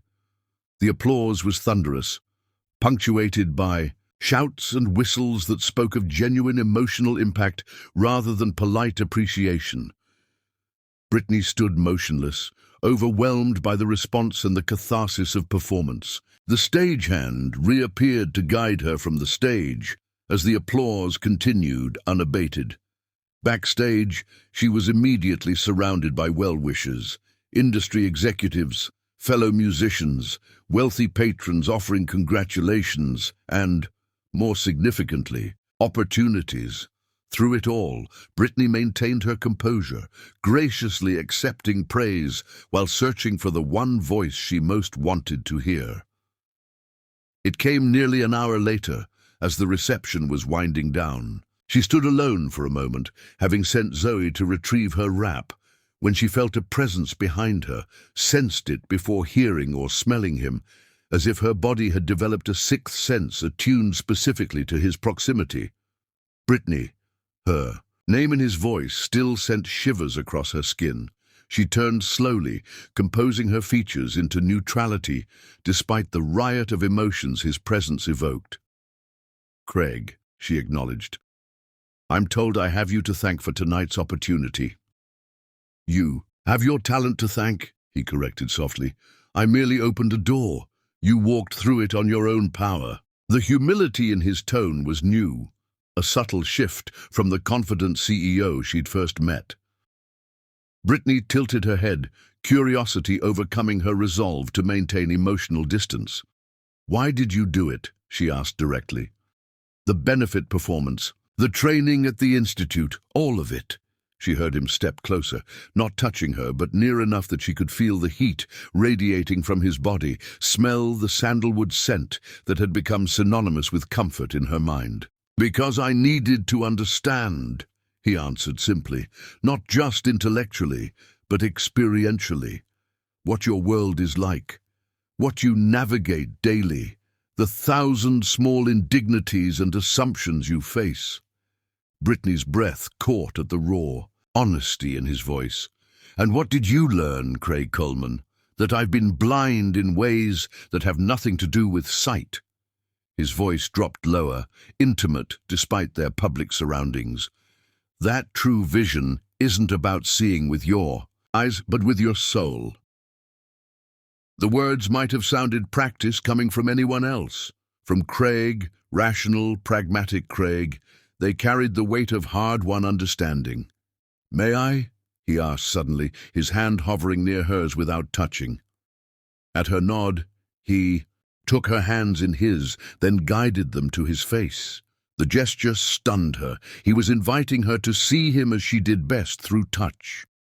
Her fingers traced the familiar contours of his features, finding new tension in his jaw, slight shadows beneath his eyes that spoke of sleepless nights.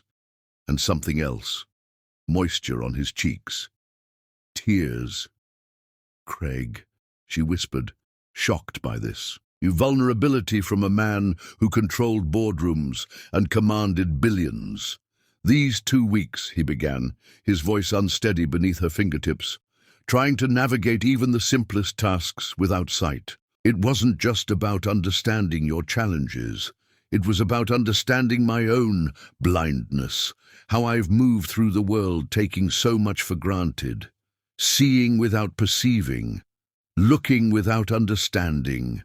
His hands covered hers where they rested against his face, warm and steady, despite the emotion in his voice. "I thought I was learning about your world," he continued. "Instead, I learned about myself, about how much I've missed by relying on surface appearances, about how deeply I've fallen in love with you, not just your beauty or your talent, but your strength, your perspective, the way you've transformed limitation into insight." The words hung between them, the first explicit declaration of love either had offered. Brittany stood frozen, her hands still cradled in his against his tear-dampened cheeks. "I'm still the same man who failed to defend you at the gala," he admitted, "still learning, still making mistakes. But Brittany, if you'll give me another chance, I promise to keep trying to see the world, to see you with more than just my eyes." The sincerity in his voice undid her final defenses. Brittany stepped closer, eliminating the last distance between them. "You've gone to extraordinary lengths to understand my experience," she said softly. "But Craig, I never needed you to become like me. I just needed you to see me as I am, not as a limitation to be overcome or a novelty to be explained, but as a whole person. Complicated, sometimes difficult, but worthy of genuine partnership. You are," he said immediately, fervently. "You're everything I never knew I was searching for until I found you." Brittany's hands moved from his face to the lapels of his tuxedo, anchoring herself to him as she made the decision that had been forming since she'd learned of his transformation. "I'm afraid," she admitted, the confession costing her more than he could know. "Afraid that this intensity between us can't last, that eventually you'll grow tired of the complications my blindness brings to your world. That—" He silenced her. With a kiss, gentle yet insistent, tender yet passionate, against her lips he murmured, "I'm afraid too. Afraid I'll disappoint you. Afraid I'll fail to be the man you deserve. But Brittany, I'm more afraid of life without you than I am of any challenge we might face together." The raw honesty of his confession broke something open inside her, a final wall of protection she'd maintained even as they'd grown closer. For the first time since her accident, Brittany allowed herself to imagine a future built on partnership, rather than independence, on shared vulnerability, rather than solitary strength. "I love you," she whispered against his mouth, the words emerging from some deep, previously guarded place within her. "God help me, Craig Coleman, but I love you." His arms tightened around her, his body shuddering slightly with the impact of her words. In that embrace, surrounded by the fading sounds of the benefit reception, Brittany felt something settle into place, a recognition not just of mind or body, but of soul meeting its complement. They had miles yet to travel, barriers still to overcome, but in this moment of mutual surrender, the path forward became clear, not easy but navigable together. Two people learning to see with more than their eyes, to trust with more than their minds, to love with their whole, imperfect, magnificent selves. Chapter 8. The Revelation. "You need to trust me on this," Zoe insisted, her voice carrying the no-nonsense tone that Brittany had learned not to argue with. "It's time." 3 weeks had passed since the Edison Hall benefit. 3 weeks of reconnection, with Craig, of rebuilding trust, of navigating their relationship with new understanding on both sides. Her performance had garnered attention from industry insiders, resulting in a flood of new students and even offers to record. But Zoe had something else entirely in mind for tonight's Arts for Accessibility benefit. "I've never done anything like this," Brittany protested, though she remained still as Zoe applied another layer of something cool and creamy to her face. "I'm a voice coach, not a model." "You're about to be a sensation," Zoe corrected. "Now hold still while I finish your eyes." The irony of elaborate eye makeup for a blind woman might have amused Brittany if she weren't so nervous. Tonight's benefit was hosted by Craig's Foundation, a new initiative focused on making the arts accessible to people with disabilities. As the keynote performer and Craig's acknowledged partner, all eyes would be on her. "What exactly are you planning?" Brittany asked, suspicious of her friend's secretive preparations. "A revelation," Zoe replied simply. "For too long you've hidden behind practical clothes and professional distance. Tonight you're going to show everyone, including that man of yours, exactly who Brittany Renee is when she stops holding back." The preparations continued for another hour. Makeup, hair styled into an elaborate crown of braids, interwoven with gold threads, and finally, the dress. As Brittany slipped into it, the weight and texture told her this was unlike anything she'd worn before. "Zoe," she breathed, hands exploring the intricate beadwork at the bodice, the way the fabric draped against her curves. "What have you done?" "Created a masterpiece to showcase a masterpiece," her friend replied, satisfaction evident in her voice. "It's gold. Not pale gold or brassy, but deep, rich gold that makes your skin glow like you're lit from within. The silhouette is pure old Hollywood glamour, fitted bodice, trumpet skirt that flares dramatically at the knees. There's a thigh-high slit that's going to make Coleman swallow his tongue." Brittany laughed despite her nervousness. "I'm performing tonight, not seducing him in public. Darling, with this look, you'll be doing both simultaneously." Zoe guided her to what Brittany assumed was a full-length mirror. Useless to her, but tradition nonetheless. "If you could see yourself right now, even you would be speechless." A knock at the door interrupted them. "Your car is here, Ms. Renee," called the doorman's voice. "Showtime," Zoe whispered, squeezing her hand. "Go show them all what they've been missing." The Guggenheim Museum had been transformed for the benefit, its iconic spiral architecture providing both visual drama and unique acoustic properties.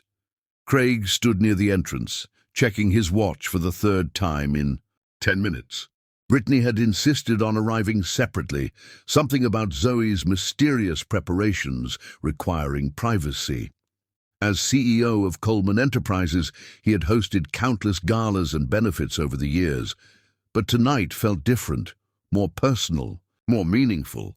The Arts for Accessibility Foundation represented a new direction for his company and for him personally. Inspired by Brittany, it would fund initiatives to make arts education and venues more accessible to people with disabilities nationwide.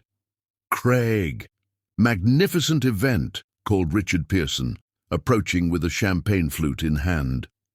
"Your foundation is going to make waves." "Thank you, Richard. We're just getting started."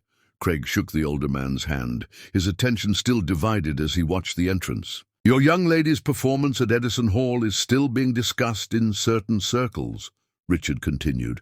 "Remarkable talent. Where is she tonight?" "She should be arriving." Craig's words died in his throat as the crowd near the entrance parted, revealing a vision that stopped his heart mid-beat. Brittany stood framed in the doorway, a goddess sculpted in gold and mahogany. The dress, some miracle of design that seemed to capture and reflect light with each breath she took, hugged curves he'd explored with reverent hands, before flaring dramatically at her knees. Her hair was arranged in an elaborate crown of braids interwoven with gold threads that caught the light with each subtle movement. But it was her face that truly captured him. Makeup had transformed her always beautiful features into something otherworldly, emphasizing the high cheekbones, the full lips, the perfect arch of her brows above eyes that, while sightless, held more expression than most could manage with perfect vision. She stood perfectly still, white cane extended slightly before her, as conversation around her faltered and then ceased entirely. For perhaps the first time in her life, Brittany Renee was being seen not as a blind woman who had overcome obstacles, but simply as the most breathtaking woman in the room. Craig moved toward her as if magnetized, aware of the eyes following. His progress but focused entirely on reaching her side. When he finally stood before her, words failed him completely. "Craig," she questioned, sensing his presence, "is that you?" Finding his voice required monumental effort. "It's me," he confirmed, the words emerging rough with emotion. "Brittany, there aren't words." A smile curved her perfect lips, confidence radiating from her in waves. "Zoe said you'd react this way. Describe the room to me." The familiar request, one he'd fulfilled countless times over their months together, brought him back to himself. The spiral architecture is illuminated with gold and blue lighting. About 200 guests in formal wear. A chamber orchestra on the first level. He paused, then added what mattered most. "And every single person is looking at you in awe." Her smile deepened to something knowing and sensual. "Good. That was the intention." Craig offered his arm, which she took with practiced ease. "You planned this entrance?" "Not exactly," she admitted, as they began moving through the crowd. "Zoe planned the transformation. I just decided it was time to stop hiding." "Hiding?" he questioned, guiding her carefully through clusters of guests who parted before them like water. "From myself. From what I could be if I stopped defining myself by what I lost."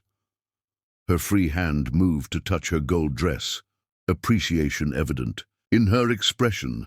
"For years I've dressed practically functionally, established myself as a serious professional, kept a careful distance between myself and how I present to the world." They reached a relatively quiet alcove, and Craig turned to face her fully, taking both her hands in his. "And tonight?" "Tonight I decided to embrace everything I am, not just the dedicated voice coach, but the woman beneath. Sensual, confident, unashamed of being seen." The word choice wasn't accidental. Being seen, truly seen, had formed the foundation of their relationship from their first garden conversation. That Brittany had chosen tonight, at his foundation's inaugural event, to reveal this new dimension of herself, struck Craig as profoundly significant. "You take my breath away," he said simply, raising her hand to his lips. "Not because of this stunning transformation, though it is magnificent, but because of what it represents, your willingness to be vulnerable, to be seen completely." Her smile softened into something more intimate. "I have a remarkable example in a certain CEO who spent 2 weeks blindfolded to understand my world. Before he could respond, the benefits director approached, apologetically interrupting. 'Miss Renee, we're ready for your sound check whenever you're available.' 'Of course,' Brittany replied smoothly. 'I'll be there momentarily.' As the director retreated, Craig leaned close, his lips brushing her ear. "I can't wait to hear you sing, and afterward I can't wait to help you out of that dress." A shiver visibly ran through her at his words, her composure momentarily fracturing to reveal the desire beneath. "Promises, promises, Mr. Coleman." With that, she moved toward the performance area, her white cane extending slightly before her, yet somehow incorporated into her regal bearing as an accessory rather than a necessity. The crowd parted again, but this time with expressions of admiration rather than pity or curiosity. Craig watched her go, pride swelling in his chest. In the months since they'd met, He'd witnessed Britney overcome obstacles with quiet determination, face prejudice with dignity, and gradually open her heart despite justified fears. But tonight represented something new. A woman not merely succeeding despite limitations, but transcending them entirely to reveal her full, magnificent self to the world. When she took the stage 30 minutes later, the hushed anticipation in the room was palpable. The benefit audience, New York's elite accustomed to world-class performances, seemed to collectively hold its breath as Britney positioned herself beside the grand piano. The piece she'd selected was unexpected. Not a classical aria or contemporary ballad, but Aretha Franklin's Natural Woman. As the first notes emerged from the piano, Britney closed her eyes, one hand resting lightly on the instrument for orientation. When she began to sing, the effect was transcendent. Her voice, rich with controlled power and vulnerability in perfect balance, filled the spiral architecture of the Guggenheim with raw emotion. The first notes emerged tentatively, then built in strength until they soared through the space, carrying years of unspoken feelings. Each phrase seemed to reach directly into the hearts of her listeners, bypassing intellectual appreciation to connect on a primal level. The room collectively held its breath, caught in the rare magic of witnessing someone's soul made audible. Craig watched, entranced, as the audience fell under her spell.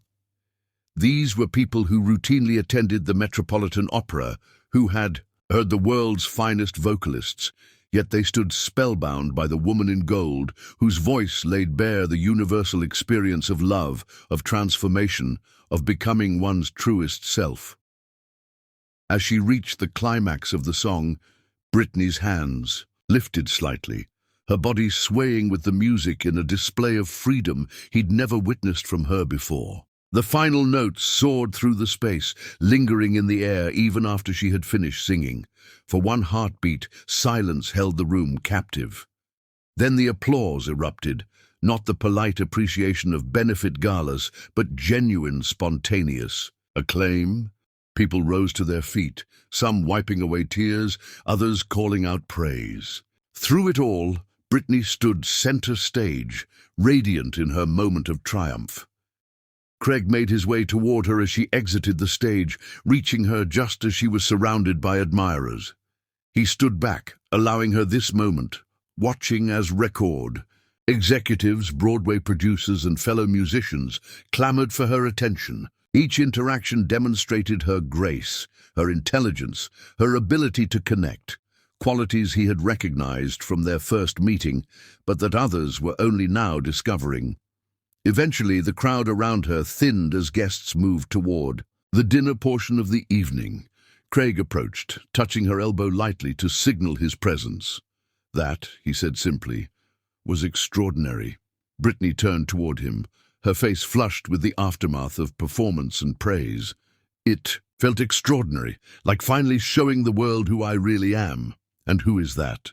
He asked, guiding her toward their table. She considered the question as they walked, her expression thoughtful despite the glamour of her appearance. Someone who refuses to be defined by limitations, who embraces all aspects of herself, strength and vulnerability, independence and partnership. Someone who's finally ready to stop hiding behind barriers of her own creation. The insight struck him deeply. From their first meeting, Craig had recognized Britney's exceptional qualities, her intelligence, her talent, her dignity in the face of adversity. But tonight had revealed something new, her capacity for transformation, for growth, for embracing life's fullness rather than merely navigating its challenges. At dinner, surrounded by New York's elite, Britney became the center of gravity. Seated beside Craig at the head table, she fielded questions, accepted compliments, and engaged in discussions about art's accessibility with a confidence that commanded respect. No longer was she being treated as Craig Coleman's interesting companion, or a triumph over adversity. She was recognized as a force in her own right. Most significantly, Craig noticed the change in how people addressed her. Gone were the too loud voices, the oversimplified explanations, the subtle condescension that had characterized the Pearson Gala. In their place was genuine engagement, people leaning in to hear her perspectives, asking thoughtful questions about her work, seeing beyond her blindness to the multifaceted woman beneath. "Your foundation is doing important work," noted a prominent theatre director seated across from them. "Particularly the initiative to provide audio description training for smaller venues." "That was actually Brittany's suggestion," Craig replied, his hand finding hers beneath the table. "She's been instrumental in shaping the foundation's approach."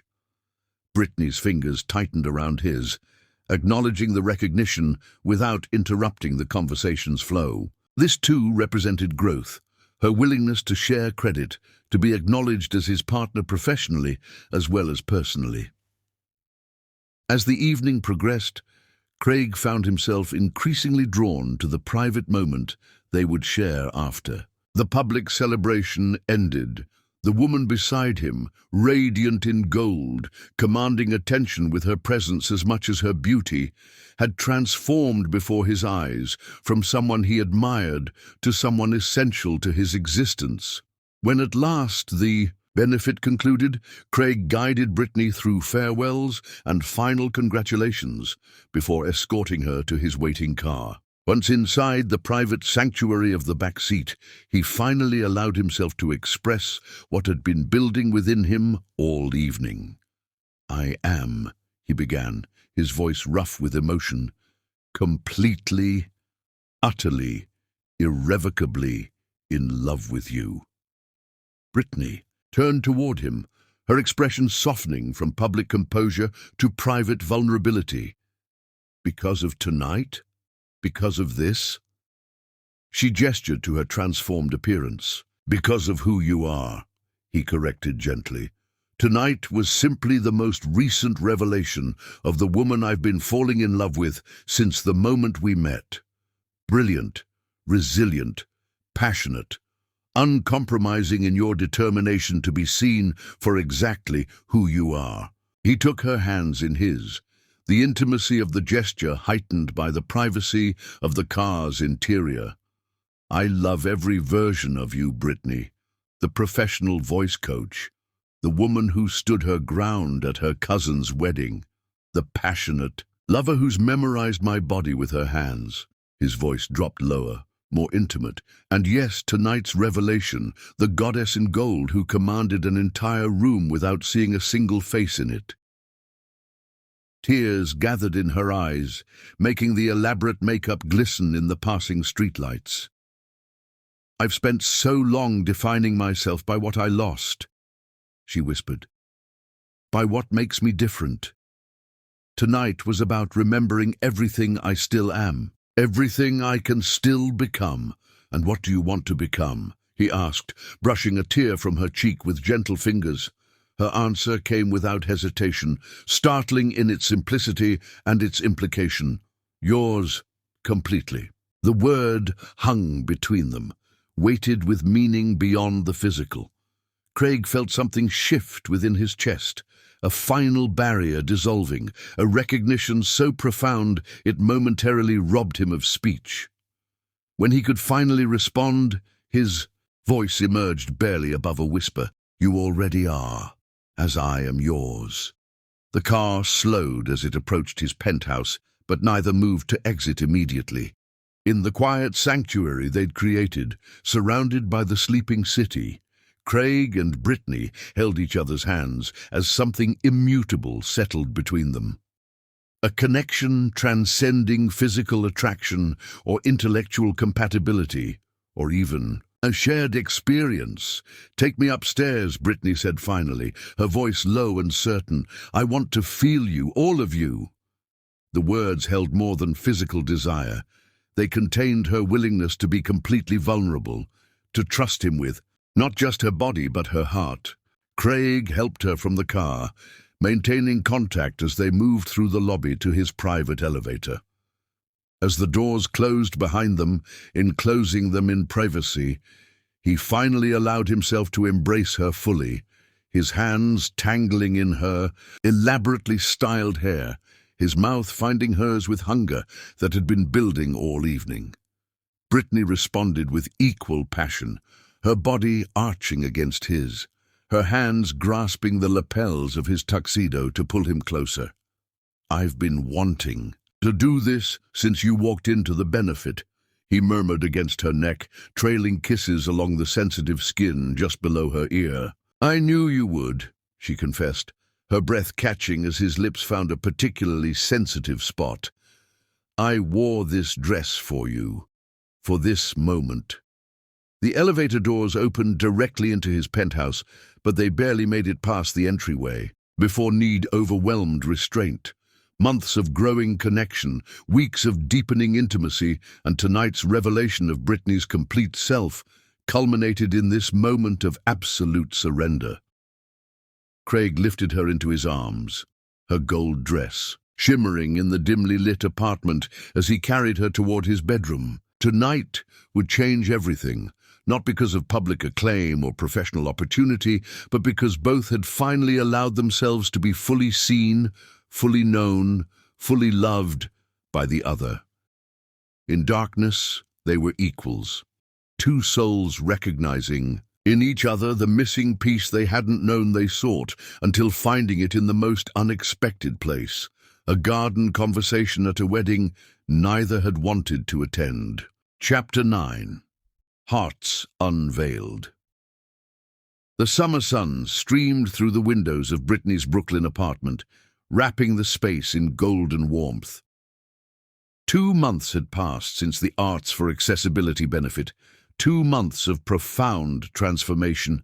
For both Brittany and Craig, her career had exploded following that night's performance. 3 record labels had presented offers, each more generous than the last. The Metropolitan Opera had invited her to coach their emerging artist program. Her private client waiting list now stretched 6 months into the future, despite doubling her rates.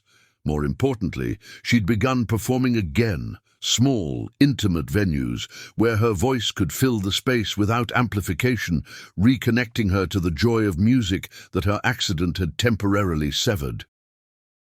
More significant than professional success was the evolution of their relationship. The careful boundaries Brittany had maintained gave way to deeper vulnerability, while Craig's understanding of her experience fostered a partnership built on genuine equality rather than accommodation. "Your Aunt Eleanor has called 3 times this week," Zoe reported, scrolling through messages on Brittany's phone as they sat in her living room. "Apparently the Matthews family has suddenly discovered your existence now that you're dating Craig Coleman and making headlines in the arts world." Brittany sipped her tea, a small smile playing around her lips. "Amazing how success transforms family dynamics. She wants you both at their summer party next weekend." Zoe's voice dripped with disdain. "The same people who seated you behind a column and treated you like an inconvenience. The reminder of past humiliations no longer stung as it once had." "Perhaps it's time to face them," Brittany mused. "Not for reconciliation, but for closure. And to show off your billionaire boyfriend," Zoe added mischievously. "That's merely a bonus." Brittany's laughter faded into contemplation. "I've spent years defining myself in opposition to their judgment. Maybe it's time to simply exist beyond it." The door opened, announcing Craig's arrival with the scent of sandalwood and the sound of his confident stride. Months together had attuned her senses to his presence. She could identify him by the rhythm of his breathing, the specific cadence of his footsteps, the unique way he occupied space. "Ladies," he greeted them, crossing to press a kiss to Brittany's temple. "Plotting world domination." "Family domination," Zoe corrected, rising to gather her things. "I'll leave you two alone. Brittany, think about what I said about the recording contract. This producer understands your vision better than the others." After Zoe departed, Craig settled beside Brittany on the sofa, drawing her against him. Family. Domination? My aunt has suddenly remembered my existence. She nestled into his embrace, head resting against his chest, where she could feel the steady rhythm of his heart. She's invited us to the annual Matthews summer party. His body tense slightly beneath her. The same family that humiliated you at the wedding. That treated you like an obligation rather than a beloved relative. The very same. Brittany traced abstract patterns on his thigh, considering. I'm inclined to go. Why? The question was gentle rather than judgmental. In the months since they'd met, Craig had learned to question her decisions not to guide or protect, but to understand. Because I'm no longer the person they dismissed, she explained. I spent years allowing their perception to shape my self-image, even as I fought against it. Now I realize their opinion is irrelevant to who I am. To go back on my terms feels like completion of a circle. Greg's fingers tangled in her hair, massaging her scalp in the way he knew she loved. Then we'll go, though I make no promises about my behavior if they disrespect you. She smiled against his chest. My knight in bespoke armor. Speaking of knights, he began, his tone shifting to something more serious. I have a question to ask you. Brittany sat up, immediately alert to the change in his voice. That sounds ominous. Not ominous. His hand found hers, fingers intertwining. Significant. She waited, heart suddenly racing. They'd discussed moving in together, had practically been living between their two residences already. But something in his tone suggested a question of greater consequence. I've been offered the chance to expand Coleman Enterprises internationally, he said, surprising her with this unexpected direction. Beginning with London, then potentially Paris and Tokyo. That's wonderful, she replied, genuinely pleased for him, yet uncertain where this was leading. Your vision for the company has always been global. It would mean significant travel initially, eventually, perhaps relocation. His fingers tightened around hers. I've been hesitating to accept because of us. Because what we've built here matters more to me than any corporate expansion. Understanding dawned slowly. This wasn't about moving in together. This was about defining their future, about priorities and possibilities, about whether their relationship could withstand the pressures of distance and change. Craig, she began carefully, I would never ask you to limit your company's growth for me. That's not what I'm asking. His voice lowered, intimate in the sun-drenched room. I'm asking what we're building together, Brittany. Whether this relationship is heading toward permanence or whether we're still in the discovery phase. The directness was quintessentially Craig. No games, no manipulation, just honest inquiry into the state of their hearts. Brittany appreciated it even as she measured her response. I don't do casual relationships, she said finally, not because of some moral stance, but because trust comes too dearly for me to invest it temporarily. Nor do I, he agreed, though for different reasons. Before you, relationships were straightforward exchanges, companionship and physical satisfaction with clearly defined boundaries and exit strategies. Brittany nodded, unsurprised by this confirmation of what she'd already intuited about his past.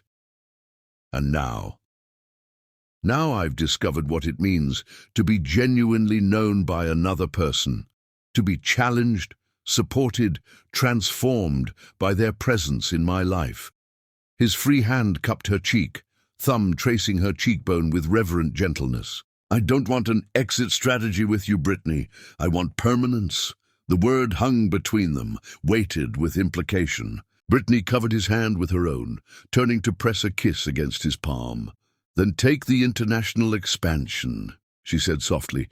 We'll figure out the logistics. My work can be more mobile than you might think, especially now that performing has reopened as a possibility. Relief was evident in his exhale. You'd consider relocating if it came to that.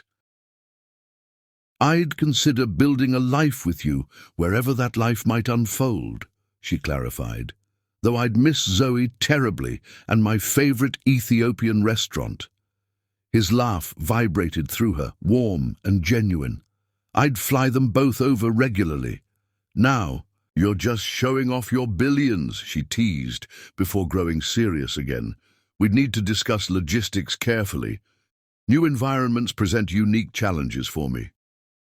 I've already researched blind accessibility in all potential locations, he admitted, housing options near performance venues and transportation considerations. The revelation shouldn't have surprised her, but it did. Not the thoroughness, which was typical Craig, but the quiet way he'd prepared for her needs without making assumptions about her decision. You've changed, she observed, fingers tracing the contours of his face. The man I met at the wedding would have presented me with a completed plan, optimized for efficiency. The man you met at the wedding didn't understand the difference between accommodation and partnership, Craig acknowledged. You've taught me that true connection isn't about solving problems for someone else, but facing them together as equals. The insight struck her deeply, evidence of his growth, of the genuine transformation their relationship had catalyzed in both of them. Brittany leaned forward, finding his lips with unerring accuracy born of intimate familiarity.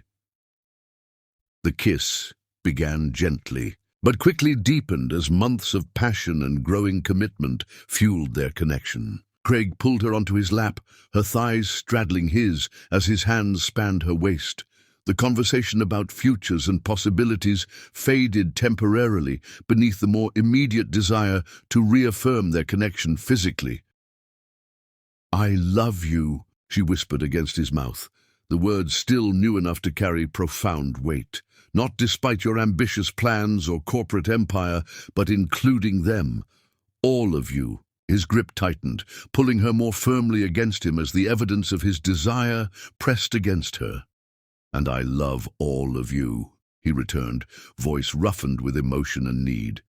Your strength, your talent, your occasional stubbornness when I've overstepped. Brittany laughed softly, the sound transforming into a gasp as his lips found the sensitive spot beneath her ear. Only occasional stubbornness. Frequent, he amended, hands sliding beneath her loose blouse to trace the curve of her spine. Necessary, perfect.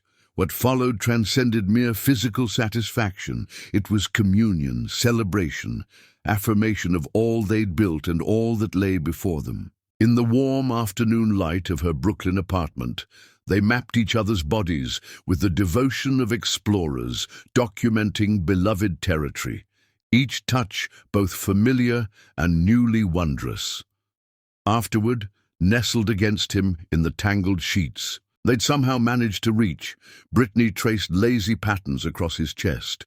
The steady beat of his heart beneath her palm grounded her in this moment of perfect contentment. The Matthews summer party, she murmured, returning to their earlier conversation. I want to go, to show them who I've become, who I've always been beneath their limited perception. Craig's arms tightened around her. Then we'll go. Together. The word contained all the promise she needed. Whatever challenges lay ahead, international expansion, navigating new environments, confronting her judgmental family, they would face them as partners, equals, two people who had found in each other not completion, but amplification of their individual strengths together, she agreed, the word both commitment and freedom in her mouth. Chapter 10. Love Beyond Everything. The Matthews family estate appeared unchanged in the summer sunshine, yet as Craig guided their car up the winding driveway, Brittany felt fundamentally different from the woman who had last approached this house. Showtime, she murmured, her fingers intertwined with Craig's. Remember one word and we're gone. I'm not afraid of them anymore, she realized, the truth liberating. As they exited the car, Brittany oriented herself with practiced ease. Her cane extended slightly, her crimson dress a deliberate statement, beautiful but unapologetically bold. "Your Aunt Eleanor just spotted us," Craig warned quietly. "Brittany, darling," Eleanor's voice carried across the lawn. "And Mr. Coleman, we're so thrilled you both could make it." "Aunt Eleanor," Brittany greeted her without warmth. "Thank you for the invitation." "You look marvelous," her aunt gushed, surprise evident. "That color is so vibrant on you." "Crimson has always suited me," Brittany replied evenly. "Though you've rarely seen me in anything but black at family events." The subtle reminder hung briefly before Eleanor forged ahead.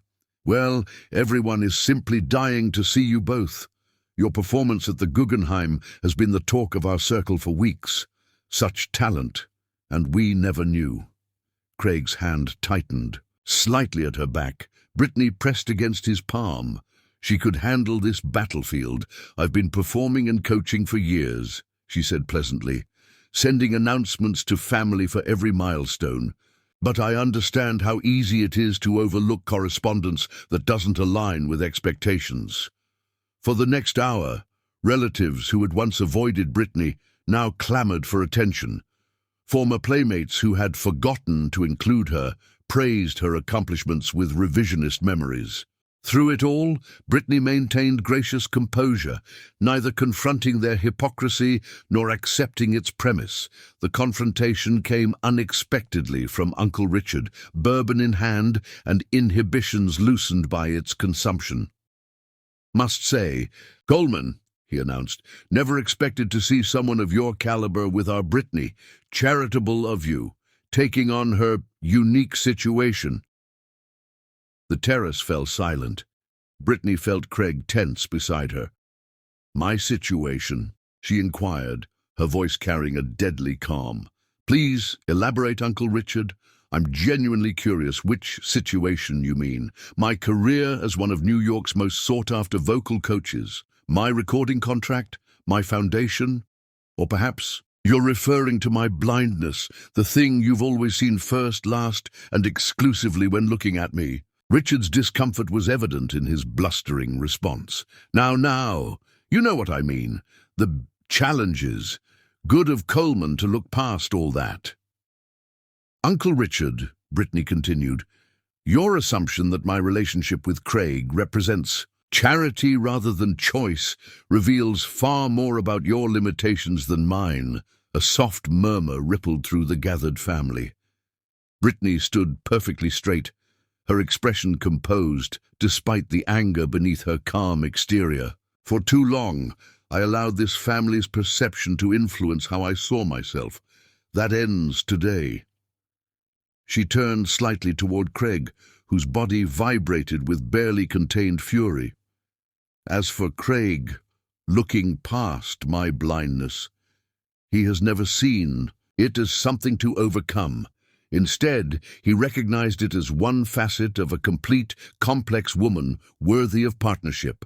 Greg's voice followed, controlled but edged with steel. "Mr. Matthews, let me be absolutely clear. I've built a multi-billion-dollar enterprise by recognizing value where others see only limitation. I'm not with Brittany despite anything. I'm with her because she is the most extraordinary person I've ever encountered." His arms slipped around her waist. "If anyone is receiving charity in this relationship, it's me, benefiting daily from her willingness to share her life with someone who required far too long to recognize her value. Your inability to see beyond your limited perspective is your loss, not hers." Without waiting for response, Brittany turned and began walking toward the exit, Craig beside her, his hand at the small of her back. Once in their car, driving away, Brittany's laughter bubbled up unexpectedly. "Did you see their faces?" she asked, then caught herself. "Well, you saw them. I just felt the horrified silence." Richard looked like he might explode. His hand found hers. "You were magnificent." The praise warmed her, but not as much as the knowledge that she had finally closed a chapter that had shaped her life for too long. 2 weeks later, Craig blindfolded Brittany in the elevator of their penthouse. "Is this necessary?" she asked, amused. "Blindfolds are redundant in my case." "Humor me," he replied, guiding her from the elevator. "There are other senses I want engaged." The air changed as they moved, warmer, carrying the scent of roses and something earthy. Music played softly, Nina Simone, and beneath her feet the floor texture changed. They stopped, and Craig removed the blindfold, though it changed nothing. In her visual field, Brittany understood its symbolic importance. "We're in the solarium," she identified immediately. "But it feels different." "It is different," Craig confirmed. "I've transformed it." His hands guided hers to what felt like bark, a tree trunk. She explored further, finding leaves, then roses. "What have you done?" she whispered. "Created a sensory garden," he explained, vulnerability in his voice. "Every plant selected for texture, fragrance, even sound. There are water features with different tonal qualities." Overwhelmed, Brittany moved through the space, each plant offering unique tactile experiences. Her feet encountered varying textures: smooth stones, soft moss, fine gravel, creating a map she could navigate through touch alone. He guided her to a bench at the garden's center. Taking both her hands in his, Craig spoke. "Brittany Renee, from the moment we met, you have transformed my understanding of what it means to truly see another person, to connect beyond surface appearances to the essential self beneath." She felt him kneel before her. Her breath caught. "You've taught me that real vision has nothing to do with eyes and everything to do with heart. That partnership means growing together rather than solving for each other." His hands released hers, and she heard a box opening.